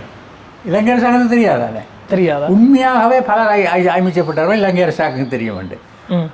இலங்கை அரசாங்கத்தை பொறுத்தமட்டில் அமைச்சப்பட்டது இந்தியா சொல்லித்தான் செய்தாங்க. இல்லை இதுவும் கேள்விப்பட்டேன். இந்தியா வந்து மாலத்தீவை கைக்கு கொண்டு வரணுங்கிறதுக்காக உங்களை சொல்லி நீங்கள் பிடிச்சதாகவும் தாங்கள் அதை கைப்பற்றி உங்கள்கிட்ட விடுவிச்சேன்னு சொல்லி மாலத்தீவை தங்கள பக்கம் இழுத்தேன்னு தான் நாங்கள் கேள்விப்பட்டோம். இல்லை இல்லை இல்லை அதெல்லாம் உண்மை இல்லை. உண்மையாகவே இந்தியாவுக்கு தெரியாது, யார் செய்தன்றே தெரியாது. முதல் பேருந்து இலங்கையும் பொறுத்தமட்டில் இலங்கையும் தெரியாது, பேருந்து தான் தெரியும். ஏன்னா எங்களுக்கு பேருந்து நாங்களாகவே சொல்ல வேண்டிய தேவை ஒன்று உருவாகிட்டது, நேரடியாக சொல்ல வேண்டிய தேவை. சரியோ சொல்லி இது அப்போ அந்த மாலத்தீவை பிடிச்சி அங்கே பிரச்சனைப்பட்டு கொண்டு கேட்க வெற்றியா தோல்வியா அங்கே போய் இறங்கினதெல்லாம் தோல்வி தான். அது சுவாரஸ்யமான விஷயத்தை சொல்லுங்களேன். இல்லை அதில் வந்து தோல்வி என்று என்ன மாதிரி என்றால் அதில் ஒரே ஒரு விஷயம் ஒன்று, அது தோற்றதுக்கான அடிப்படை காரணம் ஒன்று டெலிகம்யூனிகேஷன், அந்த கம்யூனிகேஷன் அதை டிஸ்ட்ராய் பண்ண விட்டது அல்லது கைப்பற்றாமல் விட்டது. அவனை டிஸ்ட்ராய் பண்ண விட்டவன் அதை வச்சு கொண்டே இருந்திருக்கான். ஏனென்றால் இப்போ இந்த நாங்கள் நாடு உடைச்சா அப்புறம் எங்களுக்கு வேணுமில்லை உண்டு. அதால் தான் கையும் வந்து இந்தியாவோடும் இலங்கையோடும் கான்டாக்ட் பண்ணக்கூடியதாக இருந்தது. இந்தியாவோட கான்டாக்ட் பண்ணி வாண்டு கேட்ட அப்புறம் தான் இந்தியா வலிக்கிட்டு வந்தது. சரிதானே? இந்தியாவோட அடிபாடு நடந்தது அவங்களுக்கும் பெருசாக இல்லை, அவங்களுடைய இன்னத்தை அடிபடுறேன். நீங்கள் அப்படியே விட்டு விலகிட்டீங்க. விட்டு விலத்தில் அப்படியே பிடிச்சி போடுறாங்க அவ்வளோ பேரே. நீங்களும் முதல்ல ஒரு ஆளா? இல்லை நான் போவேன். நீங்கள் இல்லை, அரெஸ்ட் பண்ணி அவன் அப்படியே மாலத்தீவிட்ட கொடுத்துட்டு வந்துட்டான். எத்தனை பேர் மொத்தம்? முதல்ல 78 பேர் ஆகும் போனதோ. அதில் ஒரு 4-5 பேர் இறந்தவர்கள் அங்கேயே. அதிலேயே மிச்ச பேர் இருக்கணும். ஆனால் இப்போ இருக்கிறவர்கள் கன பேர் இப்போ இங்கே வந்து அடிவாட்டில் இறந்திருக்கிறார்கள், பலர் வெளிநாடுகளில் போயிருக்கிறார்கள், வெளிநாடுகளில் சீவிக்கணும். புரோகிரண்டவியில் விட்டவங்க ஒரு நாட்டோட தேச துரோக அது வந்து கயும் பிடிச்சு வச்சிருக்கீங்க. அவருக்கு வந்து அதை வச்சிருக்கிறதுல பெரிய யோசனை, இதை வச்சிருக்கிறதா வச்சிருந்து இந்த தலையடி அவங்க திருப்பி வந்துடுவாங்களா இப்படியான சிந்தனை எல்லாம் இருக்குன்னு தானே. அப்போது நாங்கள் இங்கே ஆக்டிவாக இருக்கிறோம், அவர்களுடைய சின்ன நாடு, நாங்கள் இதை பெரிய தொகையாக ஊர்னாங்க. ஒரு சின்ன போட்டில் 2 போட்டில் ஓடினோம். 2 போட்டை கடத்தினது என்ன, இந்த மீன்பிடி பெரிய ட்ரோலர்ஸ் 2 ட்ரோலராக கடலாம் கொண்டு போனது, ரைட்டு, கடத்தி கொண்டு போனது. ஆகவே அவர்களுக்கு அது ஒரு தலையடி. ஆகவே விட வேண்டும் என்ற ஒரு எண்ணமும் இருந்து கொண்டிருந்தது. அப்போ நாங்கள் தொடர்ந்து இந்தியாவை பற்றி இது எண்ணெயில் விடு எண்ணெய் சொல்லல விடாத எண்ணெய் சொல்லி. ஆனால் இந்தியாவோட அழுத்தத்தாலும் விட்டு நாங்கள் கேள்விப்பட்டு சொல்கிறோம். இல்லை உண்மை தெரிஞ்சவங்களுக்கு தான் தெரியும். இல்லை உண்மை அது இல்லை. நாங்கள் அவருக்கும் விருப்பம் இருந்தது, நாங்கள் தொடர்ந்து கேட்டுக்கொண்டே இருந்தது. என்னை பொறுத்தவரை ஒரு 50 ஆயுதம் எழுதியிருப்பேன், பிடுங்கோ உண்டு. சரியோ என்று சொன்னால் அவர் ஒரு மனத்தில் இருக்கிறார் என்று தெரிஞ்சுதானே. எப்படியோ நாங்கள் இப்படி போனாங்களுக்கு அங்கே என்ன நடக்குதுன்னு தெரியும் தானே. அதன் பிறகு சிறு சிறாக அவரை ஒரு இசைஞ்சு வரைக்கும் அந்த இஞ்சி ஒரு பிரச்சனை இருக்குது தானே. அவன் வந்தால் ஏற்றுக்கொள்ள வேணும். இவங்களுக்கு கைது செய்வாங்களே. கைது செய்தவர் ரஞ்சன் விஜயரட்னா தான் இப்போ டிஃபென்ஸ் மினிஸ்டர். அவரோட நானும் கரவை என்னன்னு தெரியுமா, கரவை கந்தசாமி என்று இருந்தவர். அவர் தான் இதை கூடுதலாக டீல் பண்ணது. அவன் போய் கேட்க போக ரஞ்சன் சொல்லிச்சு எல்லாரும் டம்த மோல் இந்த சீண்டு கட்டலுக்கு தாட்டு விடுங்க உண்டு என்று சொல்லி விட்டாமா. எனக்கு தெரியும் அப்படியானாலும் தான் ரஞ்சன் விஜயரட்னா சரி என்று வந்து பிரேமதாசாவோட அவரோட கதைக்கிற ரஞ்சனோட தொடர்ந்து காய்ச்சினாங்க.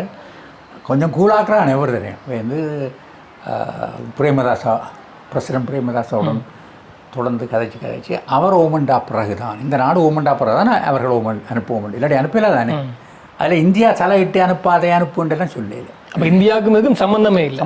இங்கே இருந்த பழைய ஜனாதிபதிக்காக தான் நீங்கள் போயிருக்கிறீங்க, கிளர்ச்சியாளருக்காக. அந்த அதாவது மாலத்தீவு கிளர்ச்சியாளருக்காக, மாலத்தீவு கிளர்ச்சியாளருக்காக மாத்திரம் அல்ல. நான் எங்களுக்கு அந்த நன்மைகள் கிடைக்க மாட்டாங்க. எங்களுக்கு ஒரு பின்னலம், எங்களுக்கு ஒரு வருமானம் இயக்கத்துக்கு எங்களுக்கு இல்லை. சரியோ மற்றது ஆர்ம்ஸ் பண்ணுறதெல்லாம் அப்போ களவாக தான் எடுக்கணும். அது ஒரு பெரிய வேலை இல்லோ. இது நாடுக்கு ஓட ஒன்று எடுத்து தரும். இப்போ நீங்கள் சொல்கிற வந்து பல நாள் இருந்த ஒரு கட்டுக்கதையே உடைச்சிருக்கிறீங்க. இப்போ ஒரு நாடு அவர் நாடு ஓட ஒன்றா யார் கேட்குறது? கேட்கல தானே. இப்போ எந்த இந்தியாவில் கொண்டு வர்றதுங்கிற எடுத்துதான். ஆகவே தான் அதை செய்தோழியே மற்றபடி இல்லை. எந்த சந்தர்ப்பத்திலும் காசுக்காகவோ அல்லது இது இயக்கத்துக்காகத்தான் செய்தது. இயக்கத்துக்காக மற்றது இயக்கத்துக்காக என்றால் அந்த பிந்தளம் ஒன்று இல்லாமல் போகும். ஆகவே அது ஒரு பிந்தளமாக அங்கே ஒரு சீவில வடிவாக பிந்தளம் ஒன்று போட்டுட்டு பயிற்சிக்குரிய இடம் இருந்திருக்கும், வழிபாட்டுக்கு இடம் இருந்திருக்கலாம். மற்ற கிட்ட பெரிய தூரம் இல்லை. ஆனால் அதை அன்னைக்கு 2வது வச்சு இருக்கலாம். விட்டுருக்க இந்தியா விட்டுருக்க மாட்டேன். அதை நாங்கள் ஆரம்பத்தில் சிந்திக்கையில் பேந்து நானும் சிவராமண்டு டெராக்கி ஊடகவியலாளர் அவர் தான் அடிக்கடி போய் இந்த இந்தியன் ஹை கமிஷன் அவனை காண்ற இது சம்பந்தம். அவருக்கும் உங்களுக்கு நெருங்கின தொடர்பு இருக்கா? அதான் எங்கள் செக்ரட்டரியாக இருந்தார், அப்படி பார்ட்டி செக்ரட்டரி. அப்போ நம்ம தமிழ் தேசிய கூட்டமைப்பு உருவாக்கப்படும் போது அவருடைய பங்கும் இருக்குன்னு சொல்றாங்க. புலிகளாக இருந்தது, அவருடைய பங்கும் இருக்கு, புலிகளால். அப்போ உங்களை உள்ள எடுக்கையில் அதில் வந்து டிஎல்எஃப்ல இருந்த ஒரு சிலருக்கு விருப்பம் இல்லை, அதனால் பிரச்சனை வந்தது. சரியோ, தம்பி வந்து அவருக்களால் ஒரு மெசேஜ் கூட அனுப்பினது இல்லை, கட்டாயம் வாங்க உண்டு. சரியோ, உங்களுக்கு அந்த தகவல் இருந்தால் நீங்கள் எப்போ தலைவர்? அப்போ தம்பி வந்து சொன்னது மாத்திரமில்லை, பொட்டமானம் தன்னுடைய ஒரு ஆளை அனுப்பி வவுனியாவில் வச்சு கதைச்சது. எங்களோட ஆறாண்டு அவர் இறந்துட்டார், அவர் தான் கதைச்சவர், அவர் தான் கதைச்சது. இப்போ அவர் கிட்டத்தில் இருந்தவர், அவர் தான் அதுக்கு போனவர். அவரும் விடுதலை புலிகள் சார்பில் பொட்டம்மானுடைய ஒரு அடுத்த கட்டத்தில் இருக்கக்கூடிய நேரடியான கண்ட்ரோலில் இருக்கின்ற ஒரு தரம் இங்கே வச்சு கதைச்சவர். எங்கள் உங்களை உள்ளுக்கு எடுக்கிறதுக்கு தமிழ் தேசிய கட்டாயம்ன்ற வந்து கேட்டவர். அதுக்கு பிறகு தமிழர் விடுதலை கூட்டணியில் இருந்தால் அதுக்கு கடுமையான எதிர்ப்பு வந்தது. இல்லை, தமிழர் விடுதலை கூட்டணி எதிர்த்தாலும் நீங்கள் ஒரு போராட்ட இயக்கமாக இருக்கும் போதே அதை விரும்பல. நாங்கள் விரும்பல காட்டிலும் அந்த இப்படியான பிரச்சனைகளால் ஒரு ஒரு ஒரு சிக்கல் வர துவங்கிடுது நாங்களும் வந்து அதில் ஒரு பிரச்சனை என்னென்றால், உண்மையாகவே நாங்கள் சிந்தித்தது இதனோட ஒரு சமாதானம் பெறும் எல்லாருமாக. அந்த நேரத்தில் நாங்கள் ஏறக்குறைய இடத்தை விட்டுட்டு தானே வேலை செய்தாங்க, சும்மா பொய் சொல்லக்கூடாது. எல்லாருமே எல்லா இயக்கங்களும் அந்த நேரத்தில் இப்போ 90 பிறகு 90 பிறகு இல்லை அப்போ இந்த இந்தியாவில் இருந்த இயக்கங்கள் விடுதலை புலிகளை தவிர மற்ற எல்லாருமே ஈழமண்டத்துக்காக போராடல தானே. எல்லாம் நாங்கள் இந்தியாவில் கவர்மெண்ட் கண்ட்ரோல் ஏரியாக்களான வெளியிடன்றது நாங்கள். சரி, எல்லாருமே நாங்கள் நின்று இல்லை, எல்லாருமே இவர்கள் எடுக்கிறாங்க போய் வர்றது. சரியோ, ஆகவே நாங்கள் வந்து எங்களை பொறுத்த மட்டும் ஜெனிவினாக நாங்களுக்கு ஈழமூர் நடக்கிற விஷயம் அல்ல. ஆகவே தொடர்ந்து இந்த போராட்டம் போகிறதால அழிவைத்தான் கூட கொண்டு வருவோம்ட்டு அதை நாங்கள் உண்மையாகவே நம்பினாங்க. அதன் காரணமாகத்தான் தண்டித்து ஒரு ஒரு ஒரு ஒரு சமாதானம் மரபணுன்றதில் அக்கறையாகவே இருந்தாங்க. ஆனால் உண்மையான காரணம், நாங்கள் அந்த தமிழ் தேசிய கூட்டமைப்பில் ஆரம்பத்தில் 2002 2001 2004 நாங்கள்லாம் எலெக்ஷன். அப்போ 2002 அந்த பீரியடில் அந்த கூட்டமைப்பில் சேரையில் என்றதை காட்டிலும் அவர்கள் விரும்பவில்லை தமிழரசுக் கட்சி. அவர்கள் என்ன சொன்னார்களோ தெரியா, விடுதலை புலிகளுக்கு சொல்லி அவர்களுடைய மிக முக்கியமான காரணமாக இருந்தது நாங்கள் சேர்ந்தால் அதில் எங்களை பொறுத்தமல்ல எங்களில் இருந்து அப்போது நல்ல ஆட்கள் இருந்தார்கள். 2-3 பேர் மிக இலகுவாக பாராளுமன்றத்துக்கு தெரிவு செய்யப்பட்டிருப்போம். தங்களுடைய இடமில்லாமல் போயிருக்கு. கட்டாயம் நீங்கள் தெரிவு செய்யப்பட்டிருக்கீங்க. அது மாத்திரமே அந்த நேரத்தில் நாங்கள் அதை சேர்ந்து கேட்டால் விடுதலை புலிகளும் எங்களை சப்போர்ட் பண்ணுற ஒரு நிலைமை இருந்திருக்கு. தம்பி சொல்லியிருப்போம், இல்லை வேலைக்கு போடுங்கடாண்டு, அப்படி ஒரு நிலைமையை உருவாக்கி. அதனால் உங்களை தமிழரசு கட்சியை புறக்கணிச்சிட்டுன்னு சொல்கிறீங்க. தமிழரசு கட்சி அது ஆறாக இருக்கும். அது குறிப்பாக ஒரு ஆளுன்னு சொல்லலாது, பலர் அதில் காரணம். அது எனக்கு டெஃபினட்டாக தெரியும், பலர் காரணம். ஒன்று மாவை சேனாதிராசா ஐயா, மாவை எண்ணெய் பெருசாக ஓப்பனாக சங்கரி எண்ணெய் அவர் தான் இப்போ தலைவர். அவர் அதை கடமையாக எதிர்த்தவர். அதோட மற்றவர்களும் சேர்ந்து அது தனியாக அவர்கிட்ட பழைய சொல்லி கொடுக்க கூட பல பேர் சரியோ பல பேர் அவரை எதிர்த்தார்கள். அதான் காரணம். எங்களை பொறுத்தவரை நாங்கள் யோசிச்சா இது ஒரு பெரிய சிக்கல் இவங்க போட்டு இவர்கள் தொடர்ந்தும் போராட்டத்தை இன்னும் பெருசாக எடுக்க போயிடும். ஈவன் இந்த சீஸ்வயர் டைமிலும் நாங்கள் அதை தான் சொன்னோம். அவர்கள் எங்களோட வந்து கழிச்சவன், நாங்கள் வந்து உங்களை குழப்ப மாட்டோம், நீங்கள் சீஸ்வரை செய்யுங்க, நீங்கள் தொட்டு, ஆனால் எங்களை உங்களோட வேலை செய்ய எதிர்பார்க்காதீங்க. ஏன்னா நீங்கள் வந்து திருப்பி போராட்டத்தை தோங்குவீங்கள். அந்த போராட்டம் மிகப்பெரிய ஒரு அழிவை தமிழர்களை கொண்டு வந்தால் நாங்களும் அதுக்கு ஒரு அந்த பழிக்கு காரணமாக இருக்க விரும்பலைன்ட்டு. ஒட்டுக்குழுக்களாக நீங்கள் செயற்பட்ட வேண்டும் சிலர். அது என்னென்றால் ஒவ்வொரு ஒட்டுக்குழுக்கள் என்று சொன்னால் இப்படி தானே, நாங்கள் எல்லாரும் தான், எல்லாரும் மாறி மாறி எல்லாரும் என்னென்றால் இந்த இதுக்குள்ள வேலை செய்த ஆக்கள் அரசாங்க கண்ட்ரோல் ஏரியாவில் வேலை செய்தவன் என்ன செய்திருக்கலாம், அரசாங்கத்தை எதிர்த்து வேலை இயலாது. இப்போ இதை வந்து கொஞ்சம் நாங்கள் பலமாக இருந்தால் உடனே தமிழரசு கட்சி சொல்லுவோம் உங்களை ஒட்டுக்குழுவாண்டு. ஏன்னா தமிழ் மக்கள் மத்தியில் ஒரு இதை கொடுக்குறது அது உண்மை. எங்களுக்கும் புலிகளுக்கும் நடுவிலும் பிரச்சனை இருந்து கொண்டது. அதை நான் மறக்கல. அதன் காரணமாக ஆனால் எங்களுக்கு பிரச்சனை இருந்தாலும் நாங்கள் புலிகளுடன் நெருங்கின ஒரு தொடர்பு தொடர்பு இருந்த புரிதல் ஒன்று இருந்திருக்கு. புரிதல் ஒன்று இருந்திருக்குது. இது வந்து இலங்கை இராணுவ புலனாய்வாளர்களுக்கு தெரியும். அவர்கள் எங்களே போகாய் மிச்சத்தோடு பார்ப்பாங்க. நாங்கள் எங்கே போகிறோம்டா பார்ப்பாங்க கவனம் என்ன செய்ய போகிறோம்ட்டு. சரியோ, இது அந்த நேரத்தில் ஒரு பெரிய ஒரு காம்ப்ளிகேட்டட் ஒரு உறவுகளும் போராட்டங்களும் சரிந்தானே. நாங்கள் அந்த நேரத்தில் இவங்களோட ஜேவிபியோட தொடர்பு இருந்தால் ஏவிபி அவர்களை ட்ரெயின் பண்ணாங்க. எந்த காலகட்டம்? என்னவே 4-5 பேர் அவங்கள இந்த சிங்கள பேர் அவர் தொடக்கத்தில் இருந்தேன்னு சொன்னால் ஐபிகேஎஃப் காலகட்டத்தில் எங்களுக்கு மோகன விஜய வீராவோடையெல்லாம் நெருங்கிய தொடர்பு இருந்தது. பல வாய்ப்பு கிடைச்சது. அப்போ இப்போ இருக்க சில்வின் சில்வா அவருடைய நல்ல தொடர்பு தெரியும். அப்போ அவர் தானே பெருசு. எங்கே வச்சு பயிற்சி கொடுத்த நீங்கள்? பயிற்சி இந்த இதுகளுக்குல வன்னிக்காரங்க. ஆகவே எங்களுக்கு எல்லாருமே சிநேகிதம் தான். எதிரி என்ற ஒரு திறமை வச்சிருக்க குழுக்கள் எல்லாம் சிநேகிதங்களாக இருந்தோம். வச்சிருக்கவங்க மட்டும் தான் நாங்கள் விரும்பினாங்கள். ஏன்னா ஏவிபி என்று சொல்கிறது வேறு ஒன்றுமில்லை, அவர்களுடன் ஒரு உறவை வச்சு கொண்டிருக்கிறதன் மூலம் ஒரு காலத்தில் சில வேளையில் அவர்கள் தங்களுடைய போராட்டத்தில் வெற்றிகாண்பராக இருந்தால் அது எங்களுக்கு வடகிழக்குக்கு தேவையான ஒரு இதை எடுக்கிறதுக்கு உதவும். அது சாத்தியப்படும் இருந்தது. அப்போ வந்து அப்படி ஒரு இருந்தது. அவர்கள் வந்து ஒரு பரந்துபட்ட நோக்கோட பார்க்குற மாதிரி. ஆனால் இப்போ கொஞ்சம் காலம் போக போக எங்களுக்கு தெரிஞ்சு இந்திய இலங்கை ஒப்பந்தத்தோடு தெரிஞ்சுக்கிட்டது இவர்கள் வந்து எந்த விதத்திலும் தமிழ் மக்களுடைய போராட்டத்தை அக்செப்ட் பண்ண போகிறதும் இல்லை. தமிழ் மக்களுக்கு ஒரு ஒரு நன்மை, அதாவது அவர்களுடைய அபிலாஷைகளை பூர்த்தி செய்ய போகிறதும் இல்லை. ஏன்னா அவர்கள் வந்து அடிப்படையிலே அவர்கள் அதிகார பரவலாக்களுக்கு எதிரானாக்கள். அவர்கள் அதை நம்பவில்லை. அவர்கள் நம்புகின்றார்கள் ஒரு இலங்கை, அந்த இலங்கையிலே எங்களே ஆட்சி இருக்குது, நாங்கள் எல்லாருக்கும் சமனாக செய்தால் பிரச்சனை இல்லை தானே, பேருந்து என்ன பிரச்சனை கேட்பார். இப்போ கிட்டத்தட்ட அப்படித்தான். அந்த செந்திவிலையா எழுதின புத்தகம் ஒன்றில் பார்த்தேன் நான். அதில் போட்டு கிடக்கு அப்படின்னு சொன்னால், தொடக்க காலத்தில் ஜேவிபியில் வந்திருந்த எல்லா ரோஹண விஜய வீர ஐயா உட்பட எல்லாருமே வந்து ஏன் தமிழர்களுக்கு உரிமையை கொடுத்தா என்ற ஒரு எண்ணப்பாட்டோடு இருந்திருக்கணுமா. போக போக அவர் எண்ணம் மாறி தங்களை தக்க வச்சு கொள்றதுக்கு வந்து தமிழர்கள் எதிர்ப்பு விரோதம் எடுத்தவையலாம். இந்த 87 இந்த இந்திய இலங்கை ஒப்பந்தம் அதை எதிர்த்தது அவர்களான பேசிக்க, எதிர்த்து அந்த ரைட்ஸுகள் எல்லாம் உருவாக்கினது அவர்களான் பேசிக்காக. அடிப்படையில் அவர்களாம் செய்தது. அவர்கள் ஒரு பொல்லாத ஆன்டி இண்டியனாக இருந்தவர்கள். இப்போ ஆட்சிக்கு வந்தவுடன் ஒரு பொல்லாத ப்ரோ இண்டியனாக இருக்கு. அதுதான் இந்த என்னென்னு சொல்கிறோம், ரூலிங் ரியாலிட்டின்னு சொல்லலாம், அல்லது அரசியல். எல்லா போராட்ட இயக்கங்களும் வலுவான இயக்கங்களாக இருந்து போராடி கொண்டிருக்கிறீங்க. இந்தியா உள்ள வருது. இந்தியா உள்ள வரும்போது எல்லா இயக்கங்களும் பின்னால் இருந்து செயற்பட்டு கொண்டு இந்தியா திடீரென்று உள்ள வரும்போது சில இயக்கங்கள் அப்படியே ஆயுதங்களை கையை விட்டு போட்டு மௌனிச்ச மாதிரி போனது காரணம் என்ன? அப்படியே ஒரு இயக்கம் ஆயுதங்களை விட்ட மாதிரி இல்லை, மௌனிச்ச மாதிரியும் இல்லை. அதில் என்ன நடந்தென்றால் சில இயக்கங்கள் இந்தியாவினுடைய இராணுவ ரீதியான செயற்பாடுகளுக்கு நேரடியாக ஹெல்ப் பண்ணது. எந்தெந்த இயக்கம்? அதாவது விடுதலை புலிகளுக்கு எதிராக தானே கூடுதலான போராட்டம் பெற்றுள்ளது. அதில் முக்கியமாக இபிஆர் லெப்டெலோ போன்ற இயக்கங்கள் அவர்கள் ஏறக்குரிய அதான் அந்த மாகாண சபை தேர்தலை ஆதரித்து தேர்தலில் போட்டியிட்டவர்கள். இது எல்லாரையும் தான் போட்டி போட சொல்லி கேட்டது. இல்லை, ஏன் அது தனி தமிழீழ கொள்கையிலேருந்து ஏன் மாறின வியவிய?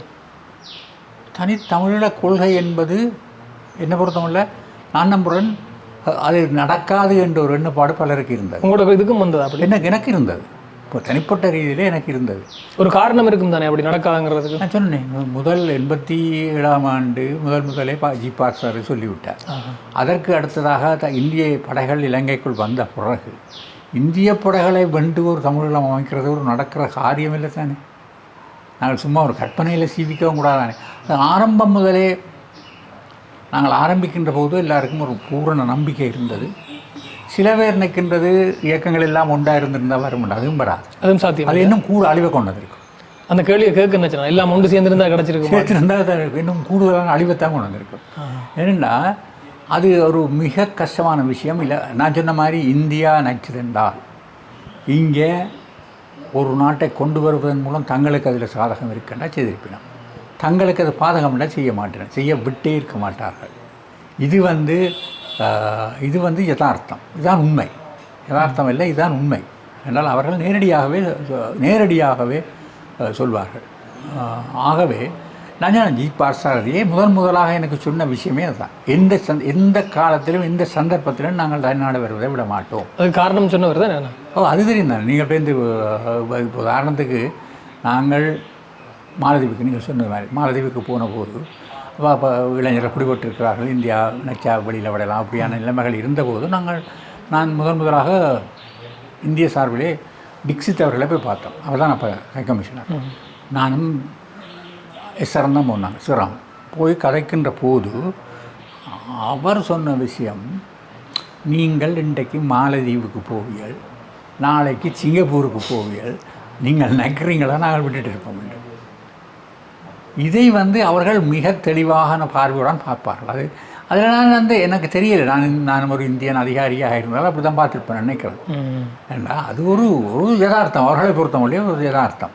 இந்த அவர்களுடைய ஸ்பியருக்குள்ள யாரோ ஒருவன் அடித்து நாடு பிடிச்சி கொண்டு போகிறாங்கன்னா இதை விட்டுட்டு இருக்கல. அவர்கள் அதை விட மாட்டார்கள். ஆகவே இங்கே தனியாக ஒரு நாடை எடுத்தால், தனி நாடை எடுத்த பின்பு அவர்களுடைய கொண்டு வர்றது கஷ்டம். நாங்களாகவே ஓமண்டு சப்டி பண்ணி இருந்தாலே அது கஷ்டம். எடுத்துட்டால் பேருந்து எங்களை இந்த தமிழ்நாட்டுக்கு போய் ஹெல்ப் பண்ணுற இதுகளெல்லாம் தடுக்கிறது பெரிய பிரச்சனைப்பட்டு கொண்டு இருப்பார்கள். சரிதானே? ஆகவே அதுக்காகத்தான் அவர்கள் அதை வேண்டாம் என்றதில் மிக தெளிவாக இருந்தாலும், அது மாத்திரமில்லை தமிழ்நாட்டிலும் அடுத்த கட்டமாக ஒரு தெரியுமோ உங்களை எடுத்துட்டாலும் நாங்கள் எடுத்தா என்ற ஒரு அபிப்பிராயம் உருவாகும். அது மாதிரி ஒவ்வொரு மாகாணமே அங்கே இருக்க ஒவ்வொரு ஸ்டேட்டே அதை செய்வதற்கான நாகாலாந்து அதெல்லாம் போராடி கொண்டு தான் மணிப்பூர், நாகாலாந்து அது மாதிரியான ஒரு நிலைப்பாடு அவர்கள் எந்த சந்தர்ப்பத்திலும் விட மாட்டாங்க. அதுதான் உண்மை. சரிதானே? ஆனால் இது எங்களுக்கு ஆரம்பத்தில் தெரியாமல் செய்யலை. இதெல்லாம் தெரியும் வடிவாக நாங்கள் படிச்சிருக்கோம் தானே. இருந்தாலும் அப்போ நாங்கள் ஏமாத்துறதுக்காக, மக்களை ஏமாத்துறதுக்காக இளவண்டு விழிக்கிறாங்கன்னா அப்படியும் அல்ல. நாங்கள் நம்பினது, நாங்கள் துவங்கி போராட்டம் ஒழுங்காக போய்கொண்டிருக்குமாக இருந்தால் நாளாவட்டத்தில் சில வேளை இந்தியாவையும் கன்வின்ஸ் பண்ணி செய்து கொண்டு வர முடியும் என்ற ஒரு நம்பிக்கை எங்களுடைய தலைவர்கள் மத்தியில் இருந்திருக்கும். பங்களாதேஷ் மாதிரி ஒன்று கிடைக்கும், பங்களாதேஷ் மாதிரி. ஏன்னா இந்தியா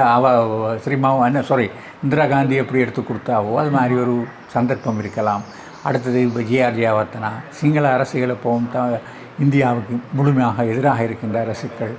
ஆகவே இன்றைக்கும் அப்படி தான். இன்றைக்கு சந்தர்ப்பத்துக்காக போயின முடியும். மற்றபடி இதை நான் இப்போது இந்த சந்தர்ப்பத்துக்காக வரையணும் என்று சொன்னால் அவர்கள் நீங்களும் அப்படி தானே செய்தீங்க. அவர்களுக்கு அந்த ஐபிகேவோட நடந்த யுத்தம் இன்று வர மறக்கலை. அதை விட முக்கியமாக ராஜீவ்காந்தியுடைய கொலையை அவர்கள் இன்று வர மறக்கலை. மிக தெளிவாக சொல்வார்கள். அதை விட மோசமாக இல்லை நீங்கள் நடந்த நீங்கள். அப்போ சில வேளைகளில் இங்கே அங்கே இருக்கிற பாஜக, இப்போ இருக்கிற பாரதிய ஜனதா கட்சி என்ன செய்யணும், தூண்டி விடுற மாதிரி சொல்லும். தமிழர்களுக்கானதை ஒன்று நாங்கள் செய்வோம் சொல்லி இந்த இந்தியாவில் தெற்கு பகுதியில் கதைக்கும் போது இப்படி கதைக்கிறாங்க. என்ன காரணம்? அவங்க அரசியல் தான். அங்கே ஓட்டும் அங்கே செய்ய மாட்டாங்க. சாத்தியமே இல்லைன்னு சொல்கிறீங்க. என்ன பொறுத்தவரை அதுக்கான சாத்தியம் இல்லை. ஈவன் டிஎம்கே விடுங்க, பாமக ஒரு ஆட்சிக்கு வருமா கூட செய்ய மாட்டார்கள். ஆனால் பாமக சிவியத்தில் வர அது வேறு விஷயம். அல்லது திருமாவளவன் வருமெண்டா கூட செய்யாது இல்லை. அதான் அப்படியானாலும் வர போய் மாட்டார்கள். ஒன்றும் செய்யலாம். இது முழுமையாக மத்திய அரசு தான் முடிவெடுக்கிறது. ஆகவே தான் அது ஒரு எங்களுடைய, நான் நினைக்கல கற்பனாவாதமும் இல்லை. அந்த நேரத்தில் இருந்த சூழ்நிலை, அப்போது இருந்த இந்திரா காந்தியினுடைய அந்த பங்களாதேஷ் விஷயம், இப்படியான சில விஷயங்களை நாங்கள் யோசித்து நடக்க சான்ஸ் இருக்கோ என்று யோசித்து துவங்கினது. சில வேளை ஒரு கொஞ்சம் ஒரு உணர்வு தானே அதில் கூட வேலை செய்கிற, அறிவை விட உணர்வு வேலை செய்யுது எல்லாருக்கும். ரெண்டது நான் சில வேளை யோசிக்கிறேன். நான் எங்களை விட மூத்தவர்களாக இருந்த அமுதலிங்கம், அமுதண்ண தரவழி, செல்வநாத தரவழி, என்னுடைய தந்தை தரவழி, இவர்கள் இதை நின்று அக்செப்ட் பண்ணிக்கலாம். இப்போ பேருந்து நான் இந்த போராட்டத்தின் பின்னடைவுக்கு பிறகு நான் யோசிக்கிறேன், இவன் இதை அக்செப்ட் பண்ணிக்கலாம் என்று. அவர்களுக்கு தெரியவில்லையா வராதண்டு. அவர்கள் தான் தூண்டுறதுக்கு ஒரு காரணம். தூண்டுறதுக்கு அவர்கள் ஒரு மிக முக்கிய காரணமாக இருந்திருக்கணும். ஆயுதத்தை விட ஈழம் வந்ததுக்கு அடிப்படையாக இருந்தவர்கள் அவர்கள் தானே. இப்போ அவர்கள் அதை என்னண்டு அக்செப்ட் பண்ணிக்கலாம். எனக்கு இவர் தொண்டமான் ஐயா சொல்லுவார், யாழ்ப்பாணத்தார்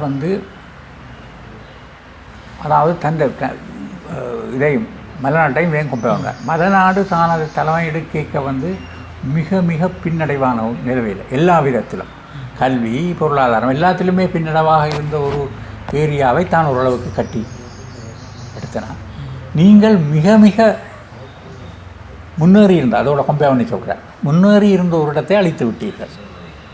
அது என்னென்று யாழ்ப்பாணத்தான் வந்து ஒரு ஒரு அறிவு படைத்தவன் என்று எல்லாருமே கருதுறது. ஆனால் இதை எப்படி செய்திருக்கணும் இப்படி கேட்டவர் அவர். என்னோட காய்க்கிறார் அவர் நல்லா காய்ப்பார். என்னோட பாடமில்லை என்னோட நல்லா காய்ப்பார். தான் அப்படி சிந்திக்கிறதா அடிக்கடி என்னண்டு இவர்கள் இப்படி குழப்பினார்கள் இது என்று சரியோ அதை புத்திசாலித்தனமாக எல்லாம் செய்திருக்க வேணும் என்று தான் நினைக்கிறது என்று சொன்னேன். என்ன பொறுத்தவங்க நான் அப்படி தான் நினைக்கிறேன். நான் அந்த நேரத்தில் ஸ்ரீமாவு பண்டார நாயக்காண்ட ஆட்சியில் அதுக்கு முந்தி கூட அவர்களுடைய அந்த ஒடுக்குமுறை என்று சொல்கிற விஷயம் ஒரு ஒரு இடத்துக்கு நாங்கள் கோரிக்கை வைக்கக்கூடிய அளவு ஒடுக்குமுறை மாதிரி எனக்கு தெரியலை. அது ஸ்ரீமா காலத்தில் ஸ்ரீமகாலம் இல்லை அதுக்கு முந்திய அரசுகள் கூட அது ஒரு ஒரு ஒரு பொலிட்டிக்கல் ரீதியாக தானே அது பொலிட்டிக்கல் ரீதியாக அதில் மிக முக்கியமாக சிங்கள தலைமைகளும் பட்டு மொக்கங்களாக நடந்திருக்கின்றார்கள். இந்த நாட்டை அழிக்கிறதுக்கு அவர்களால் மிக முக்கிய காரணமாக இருந்தது. யார் சொல்கிறீங்க? எல்லாருமே அப்போ தொடக்கத்திலிருந்து வந்தாங்க. தொடக்கத்தில் இருந்து சேனநாயக்காவிலேருந்து இன்று வரை என்னென்றால் மிக சுலபமாக பண்டாரநாயக்காவை எடுத்துக்கொண்டார். அவர் அந்த தனி சிங்கள சட்டத்தை கொண்டு வந்து ஒரு மிகப்பெரிய பிளவை உருவாக்கிவிட்டார்.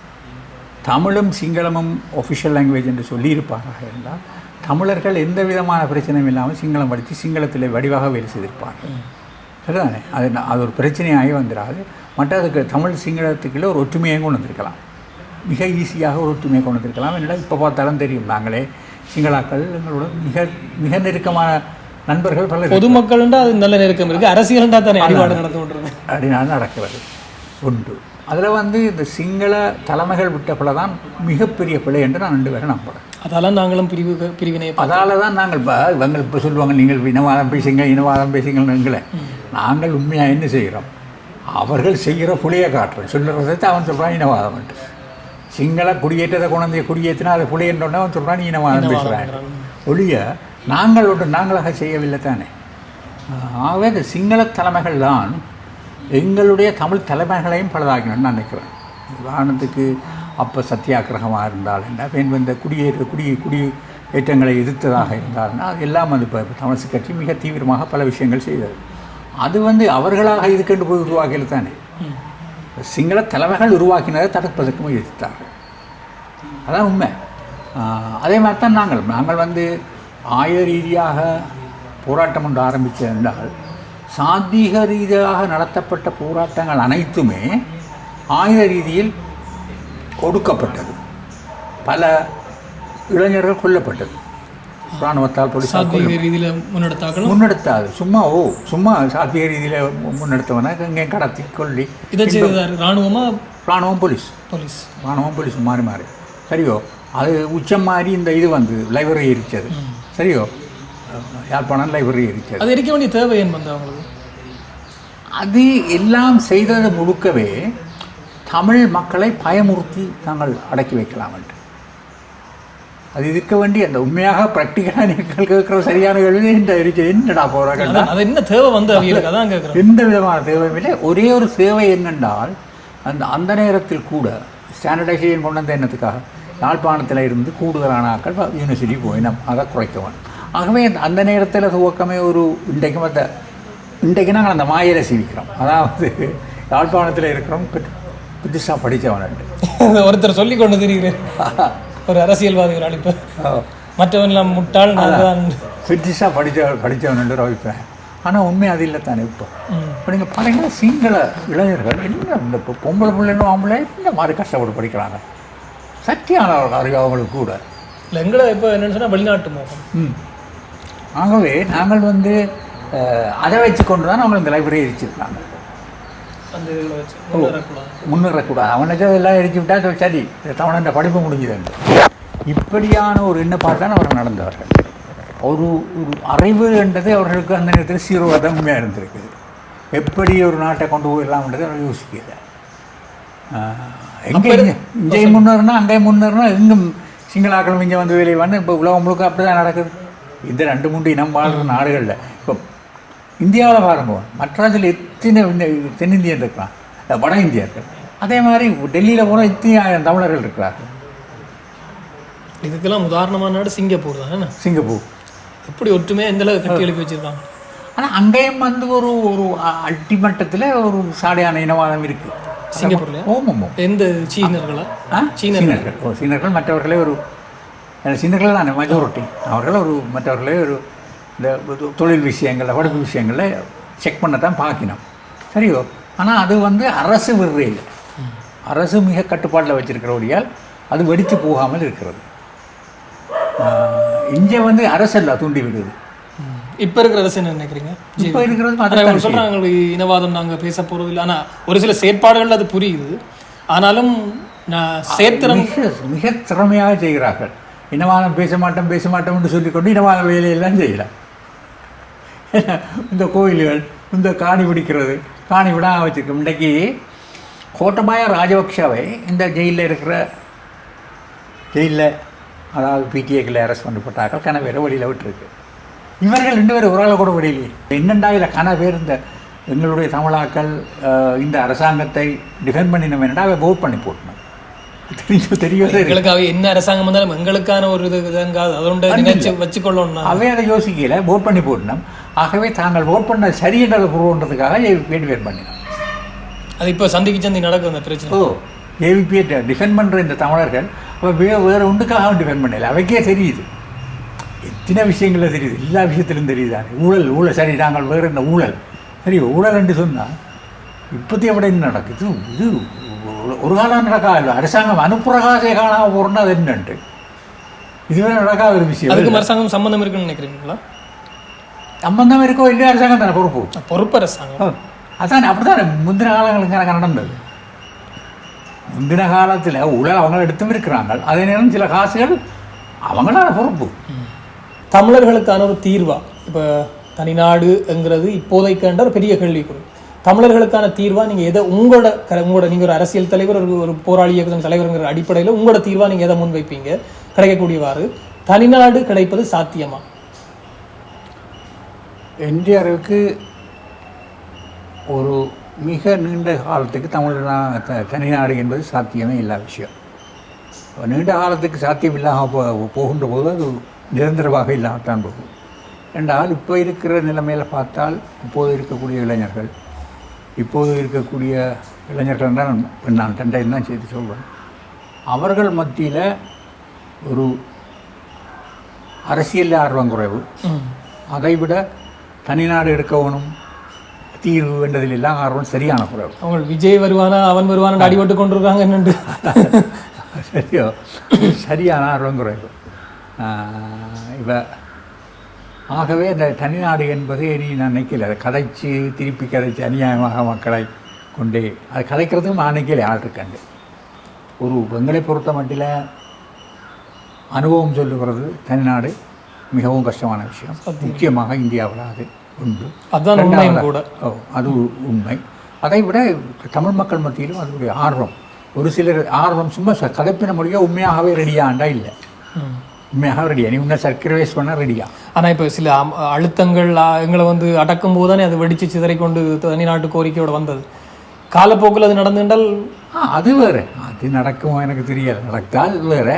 ஆனால் என்னதான் இருந்தாலும் இந்த எங்கள் மக்கள் மத்தியில் இருக்கின்ற ஆர்வம் ஒன்று தானே வேணும். இப்போ அது வெடித்து வரைக்க உண்மையாகவே மக்கள் மத்தியில் இருந்த தமிழ் பற்று, மற்றது அந்த இனத்துக்கான பற்று, தமிழ் இனத்துக்கான ஒரு பற்று, இதெல்லாம் இப்போ இருக்கிறதா எனக்கு தெரியலை. இல்லைன்னு நான் சொல்ல எனக்கு தெரியாது. நான் என்னை பார்க்க அப்படியே தெரியலை. அதெல்லாம் கூடுதலாக ஒரு இல்லாட்டி வடகிழக்கில் 10 8 பாராளுமன்ற உறுப்பினர்கள் வந்திருக்கீங்களா இல்லை? இன்றைக்கு இந்த 8 பேர் அந்த முதலாக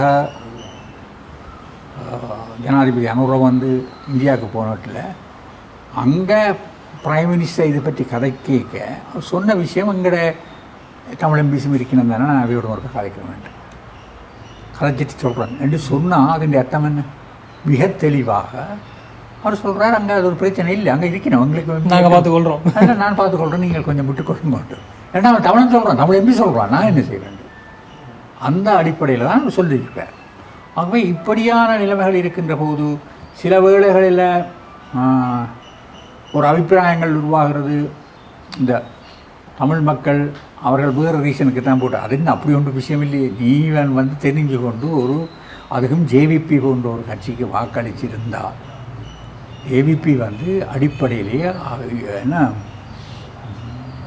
அதிகார பரவலாக்களுக்கு எதிரான ஒரு கட்சி ஆரம்பம் துவக்கம் விஜயவீர காலம் தொடக்கமே அது எதிரான கட்சி. அதற்கு வாக்களித்து விட்டு இல்லை. இப்போ வந்து வாக்களித்தவர்கள் அதை ஒத்துக்கொள்ள வெக்கப்படினம் அல்லது தாங்கள் பிளவிட்டிட்டம் என்று சில பேருக்கு அந்த பிழையை ஒப்புக்கொள்ள மறக்க மாட்டோம், ஏற்றுக்கொள்ள மாட்டோம். இப்படியான விஷயங்கள் இருந்தாலும் கூட சாதாரணமாக பொதுவாக தமிழ் மக்கள் மத்தியிலே தெரிகிறது ஏவிபி எந்த விஷயத்திலும் விட்டு கொடுக்காது. அந்த அடிப்படையிலே நான் நினைக்கிறேன் ஒரு ஈழம்ன்றதுக்கு சாத்தியமே இல்லை. ஏவிபி என்று இல்லை, இது வந்து ஒரு கொஞ்சம் நாளாவட்டத்தில் தமிழ் மக்கள் மத்தியில் ஒரு பெரிய மாற்றத்தை கொடுத்து கொண்டிருக்கு. அவர்கள் போராடுறதுக்கு தயாராக எனக்கு தெரியலை. இப்போ நாங்கள் இந்த வைக்கிற இந்த போராட்டத்தையும் பாருங்க, எத்தனை பேர் வரையணும், 4-5 பேர் நிற்போம். அதான் எத்தனை பேர் வரையணும், எத்தனை பேர். இப்போ அந்த நாளையில் நான் சொன்ன மாதிரி 70கள் 60கள் எல்லாம் அதுக்கும் இப்போ இருக்கிறதுக்கும் என்ன வித்தியாசம் இருக்க சொல்லுவீங்களா? சரியான வித்தியாசம். சும்மா பேப்பரில் நியூஸ் பண்ணால் காண மாட்டேன், அடுத்த நாளைக்கு ஒரு 1000 ஜனம் இளம்பொடிகள். அப்பயும் சினிமா மோகம் இருந்தது. சினிமா மோகம் இருந்தது வேறு, இது வேறு. அந்த அப்போது இருந்த எம்ஜிஆரோட சினிமா முகம் ஓரளவுக்கு இதை உருவாக்குறதும் இருக்குதானே. இந்த நாடு இந்த தெரிந்தானே ஒரு உணர்வை, தமிழ் மக்களுடைய உணர்வை உருவாக்குறது எல்லா நடிகர்களும் அப்படி இருந்தது. அதுக்கு சரியான வித்தியாசம் இருக்கிறது தானே. ஆகவே இனி சிலவில் என்ன தெரியல. இப்போது நீ யார் இவன் மிசோட உஷாராக நீ வெளிக்கிடுவான் 2 பேர் விஜய் ஆரம்பிக்கிறதுக்கு சான்ஸ் இருக்குது கொஞ்சம்.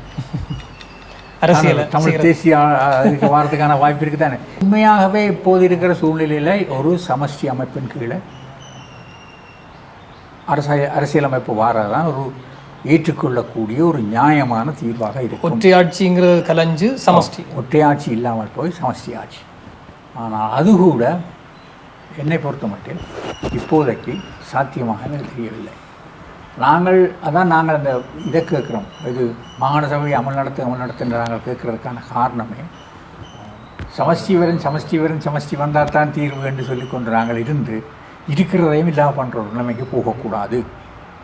ஆக குறைஞ்ச அதையாவது வச்சு கொண்டு அடுத்த கட்டத்துக்கு போகலாம் ஒழிய இருக்கிறத விட்டுட்டு நீ புதுக்க ஸ்டார்ட் பண்ணுவோம்ன்றதுலேயே எனக்கு நம்பிக்கை இல்லை. அது சரிபிழைக்கள் கப்பால் அது சில பேர் சொல்லினா நாங்கள் அது ஒட்டியாட்சிகளை கேட்க துவங்கினா அவன் பழகிவிடான். சரி, அவன் ஒட்டியாட்சிகள் இதையே தாரான் இல்லை இதையே குறைக்கிறான்டா பேருந்து சமஸ்டி தர போகிறான். அதுக்கான நியாயம் இல்லை. அப்போ ஏதோ ஒன்று எடுத்து வச்சு கொண்டு அதை பில்டப் பண்ணி கொண்டு வருவோம். இதுதான் எந்த பர்சனல் ஒப்பீனியன். அதை நான் தீவிரமாக நம்புகிறேன். மாகாண சபையை கைக்கு எடுத்துக்கொண்டு அடுத்த கட்டத்துக்கு போகணும்னு சொல்கிறீங்க. மாகாண சபையை சரியான முறையிலே நடத்தினார். போன முறை கூட யாழ்ப்பாண மாகாண சபையை பொறுத்த மட்டும் சரியாக நடைபெறவில்லை, உண்மையாக நடைபெறவில்லை. அதுக்காக நான் விக்னேஸ்வரன் ஐயா தனியாக சொல்லலே இல்லை. அவரைக்கும் ஒரு நேர்காணல் எடுத்தாங்க. அவர் சொல்கிற கருத்து என்றால் அவருடைய செயற்பாட்டை கட்சி தடுத்த என்று சொல்கிறேன். எனக்கு தெரியல, கட்சி அதில் தலையீடு இடையிலே நான் கட்சியில் இருக்க ஒரு சிலர் சொல்கிறேன், ஒரு சில தலைமை மட்டங்களை சொல்கிறேன். நான் நிறைய சம்பந்தம் எந்த சந்தர்ப்பத்தின் தலைவர் கிடையாது.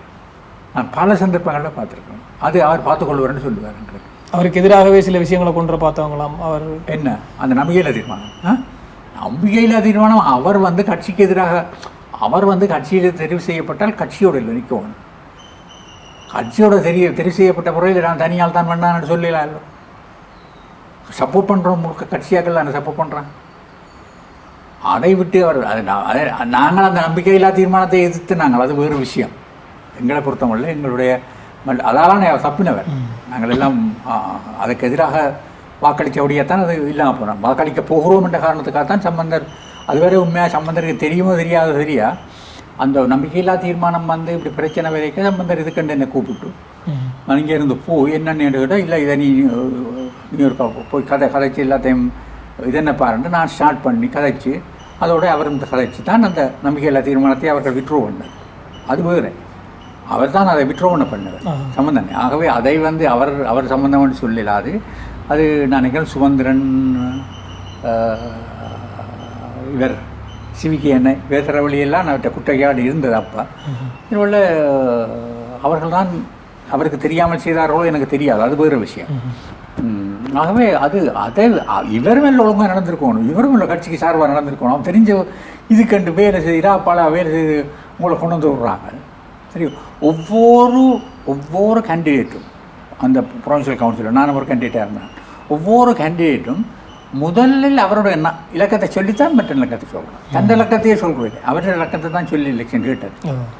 அதிகப்படியான வாக்கள் அடுத்து மிகப்பெரிய இது அவர் நினச்சிக்கொண்டு அவர் தனக்காக சும்மா போட்டு விட்டது ஜனம் வேண்டு. அப்படி அல்ல, ஒவ்வொரு தரம் நாங்கள் அவருடைய இலக்கத்தை சொல்லித்தான் தேர்தல் நின்றது. அப்போ நீங்கள் சரி மாகாண சபையை முதலாக நடைமுறைப்படுத்தி கொண்டு இருக்கிறது நாங்கள் வச்சுக்கொண்டு நடத்த வேண்டும் தான் என்னுடைய பர்சனல் ஒப்பீனியன்.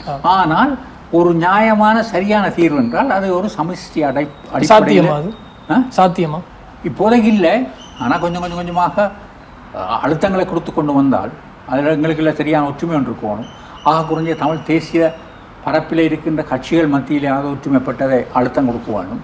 கொடுத்து கொண்டு வந்தால் வரலாம். ஆனால் இன்றைக்கு இருக்கிற நிலைமையில் அன்றைக்கில் ஜேவிபி அதை செய்யும் என்று வேறு எந்த கவர்மெண்ட்டும் செய்யாது. ஏதோ ஒரு விதத்தில் ஒரு இந்தியாவோ யாரோ ஒரு சரியான அழுத்தம் கொடுத்தால் இந்தியா அதுக்கு தயாராக இல்லை இப்போதைக்குன்னா இந்தியாவோட ஒரு அரசாங்கம் ஒட்டி போக மட்டும் இந்தியா ஒன்றுமே செய்யாது. ஏன்னா எல்லா அரசாங்கமும் நீ ஒட்டி தான் போகும். இப்போ இன்றைக்கு இந்தியா ஜேவிபிக்கு எதிராக, ஜேவிபி அவர்கள் விரும்பல வரைக்க, ஆனால் ஜேவிபிக்கு எதிராக போக மாட்டார்கள் என்ன போட்டால் அவர்களுடன் சைனா பக்கம் போயிடுவார்கள். அப்படியாக அவர்களுக்கும் ஒரு சில அரசியல் இருக்குத்தானே. அவர்களுக்கு எங்களை விட தங்களுடைய நாடு தான் முக்கியம். நாங்கள் தான் எங்களோட இனத்தை விட போகிற விஷயங்கள்லாம் முக்கியம் வேலை செய்கிறார்கள் தமிழாக்கள். சரியோ? ஆகவே அவரை அவர்கள் அதே போல் ஆகவே நாங்களும் இந்தியாவை மிக பக்குவமாக ஹேண்டில் பண்ணி அட்லீஸ்ட் ஒரு கொஞ்சம் ப்ரெஷரை கொடுங்கோ. இப்போ நாங்கள் சொல்லிக்க அவர்கள் மிக தெளிவாக நாங்கள் சமஸ்டி சொல்ல மாட்டோம், இதை எடுப்போம், இதெல்லாம் நாங்கள் சைன் பண்ண இதுக்கு நாங்கள் அழுத்தம் கொடுப்போம். மாகாண சபை கலத்து மாகாண சபை சொல்லுங்கள், அதுக்கு கொஞ்சம் அதிகாரத்தை கூட்டுறதை கொஞ்சமாக செய்வாங்க. மாகாண சபை தேர்தல் இந்த வருஷத்துக்குள்ள சாத்தியப்பாடு இருக்கா இல்லையான்னு தெரியாது. இந்த நடந்தால் ஒருவேளை உங்களோட கட்சியினுடைய நிலைப்பாடு எப்படி இருக்கும்? அதாவது கூட்டணி அப்படி டிடிஎன்ஏ எங்களுடைய டிடிஎன்ஏ தானே இப்போ டிடிஎன்ஏ நிற்கும். ஆனால் எங்களை பொறுத்த மட்டும் தமிழ் தேசிய பரப்பில் இருக்கக்கூடிய கட்சிகள் எல்லாத்தோடும் பேசி ஒரு ஒற்றுமையாக போட்டியிட வேண்டும் தான் இந்த விருப்பம். ஏனென்றால் நாங்கள் ஒரு மிகப்பெரிய தவறை இழைத்து விடக்கூடாது. நாங்கள் எல்லாம் தனித்தனியாக கேட்டு ஜேவிபிக்கு ஒரு சான்ஸை கொடுத்து விடக்கூடாது. போகிற போக்க பார்த்தா அது நடக்கும் போல என்ன மக்கள் மத்தியிலே அப்படி ஒரு எண்ணப்பாடு ஒன்று இருந்து கொண்டே இருக்குது. அது அவர்கள் சொல்லுகிற காரணம் நீங்கள் தனித்தனியாக நிற்கிறபடியா தான், அதான் உண்மை, தனித்தனியாக நிற்கிறபடியாண்டு. ஆகவே நாங்கள் எல்லாரும் ஒற்றுமையாக உதாரணத்துக்கு போன பாராளுமன்ற தேர்தலில் நாங்களும் தமிழரசு கட்சியும் சேர்ந்து கேட்டிருந்தால் யாழ்ப்பாணத்தில் 3 சீட் எங்களுக்கு தான் கட்டேன். ஜேவிபி என்ன சும்மா மறுமனையாக கூட்டினான். எங்களுக்கு விழுந்த டைம் அவர்களுக்கு விழுந்த வாக்கையும் கூட்டினாலே 3 சீட் எங்களுக்கு கட்டாயம் வந்துருக்கு. இல்லை கட்டாயம் இல்லை, அதான் அந்த கணக்கின்படி 3 சீட் எங்களுக்கு, அவர்களுக்கு ஒரு வாசனம். அது இன்னும் கூடி இருக்கும் என்றால் இந்த சனம் மத்தியிலே ஒரு அலுப்பு இருந்தது, போய் போடுறதுக்கு நாங்கள் புரிஞ்சு நிற்கிற மாதிரி என்ன வகுப்புறாங்களா, அது என்ன மாறி இருக்கலாம். ஆகவே மக்கள் மத்தியிலும் பிழை இருக்கு இல்லை, கட்சிகள் மத்தியிலும் பிழை இருக்கு இல்லை. அப்படிதான் ஜனநாயக தமிழ் தேசிய கூட்டமைப்பா நீங்கள் கிளம்புறாங்க போகிறீங்க. நான் அது வேறு, யார் ரங்குறதுன்றது வேறு கட்சியாகும். ஏனைய கட்சிகள் ரெண்டு தமிழரசு கட்சியோட மிக தீவிரமாக காட்சி கொண்டிருக்கிறோம். அதே போல காங்கிரஸையும் நாங்கள், அதாவது கஜேந்திரகுமார் பொன்னம்பலத்தோடும் ஒரு ஆனால் அதில் இருக்கிற பிரச்சனை அவர் தமிழரசு கட்சியோடு, ஆனால் அதில் என்ன பிரச்சனை போகணும் இதில் டிஎல்ல, ஆனால் டிஎன்ஏ காலத்தில் கட்டி போட்டு தானே. மக்களின் காரணத்துக்காகத்தான் நாங்கள் தேர்தலை முகம் கொடுக்கிறோம் என்றால் அதில் ஒரு பிழை இல்லை தானே. சில தலைமைகளால் பின்வாங்குவோமோ இதுகள்லாம் இருக்கலாம். உங்களோட சேர்ந்து பயணிக்கிறது காங்கிரஸுக்கு பிரச்சனை இல்லை, தமிழ் தேசிய மக்கள் முன்னணி பிரச்சனை இல்லை, சில தலைவர்களை தான் நம்ம புறக்கணிக்கணுமோ அப்படியான பிரச்சனைகள் இருக்குது. இதே நினைக்கிறோம் தனிநபர் பிரச்சனைகளை விட்டு நாங்கள் ஆக குறைஞ்ச அடுத்த எலெக்ஷன்லேயாவது நாங்கள் ஒரு பலமான தமிழ் தேசிய அணி வெண்டிருக்கிறது என்று காட்டினால் இப்போ இந்த ஜேவிபி பக்கம் போகிற நின்றுங்கால மக்கள் மத்தியில் இப்போ ஒரு கதை ஒன்று வந்து கொண்டிருக்கு, அடிக்கடி இந்த கதை பேசப்படுது, ஊடகவியலாளர்களாக இருக்கிறதால அது கொஞ்சம் காது கட்டுது. எல்லா கட்சிகளும் ஒன்றிணைஞ்சு ஒரு புதிய கூட்டணி ஒன்று உருவாக்கி, அது ஏற்கனவே இருந்த கூட்டணியாகவும் இருக்கலாம் புதுசாகவும் இருக்கலாம், உருவாக்கி ஒருத்தரை முன்னிலைப்படுத்தி முதலமைச்சர் வேட்பாளர் ஆக்குறது திட்டம் நடந்து கொண்டிருக்குன்னு கதை வருது. அது உண்மையாது? இப்படி இல்லை, நாங்கள் எல்லாருமாக கூட்டாக கேட்க வேண்டும் என்றதில் எல்லாருக்கும் கிடைக்கணும். அதுக்கான முயற்சிகள் செய்கிறோம். யார் அந்த சீஃப் மினிஸ்டர் கேண்டிடேட்ன்றது இன்னும் ஒரு சரியான முடிவும் வரையில்லை. சரிதானே? ஒவ்வொரு இடத்துல இப்போ எல்லா கட்சிகளுக்கும் ஒவ்வொரு தரம் தான் வந்தால் என்னோட ஒரு அபிப்பிராயத்தில் வேலை செய்து கொண்டு இருக்கணும். பெரிய தேவையில்லை தானே, வந்தால் என்னென்று ஒரு அபிப்பிராயத்தில் வேலை செய்து கொண்டு இருக்கிறோம், செய்து கொண்டு இருக்கணும். சரியோ, இருக்கிறோம்னா நானும் அதுக்குள்ள இன்வால்வ் ஆகுது. அதுக்காக தான் நான் திருப்பி திருத்தினா இருக்கணும். சரியோ, இருக்கணும். ஆனால் எலெக்ஷன் வரைக்கும் சில மாற்றங்கள் வரும் உடனே. இப்போது கதைக்கிற வேறு, அந்த நேரம் கதைக்கிற வேறு விஷயங்களாக வரும். சரி, உண்மையிலேயே நிறைய விஷயங்கள், அதாவது உங்களோட ஆரம்ப காலத்திலிருந்து உங்களோட போராட்ட வரலாறு, அரசியலுக்கு வந்தது, இப்போ இருக்கிற சமகால அரசியல், தெரியாத நிறைய விஷயங்கள் எங்களுக்கு தெரியப்படுத்தியிருக்கோம். உண்மையிலேயே உங்களை சந்தித்தது மிகப்பெரிய விஷயம். நன்றி, உங்களுடைய நேரத்தை ஒதுக்கி. நன்றி.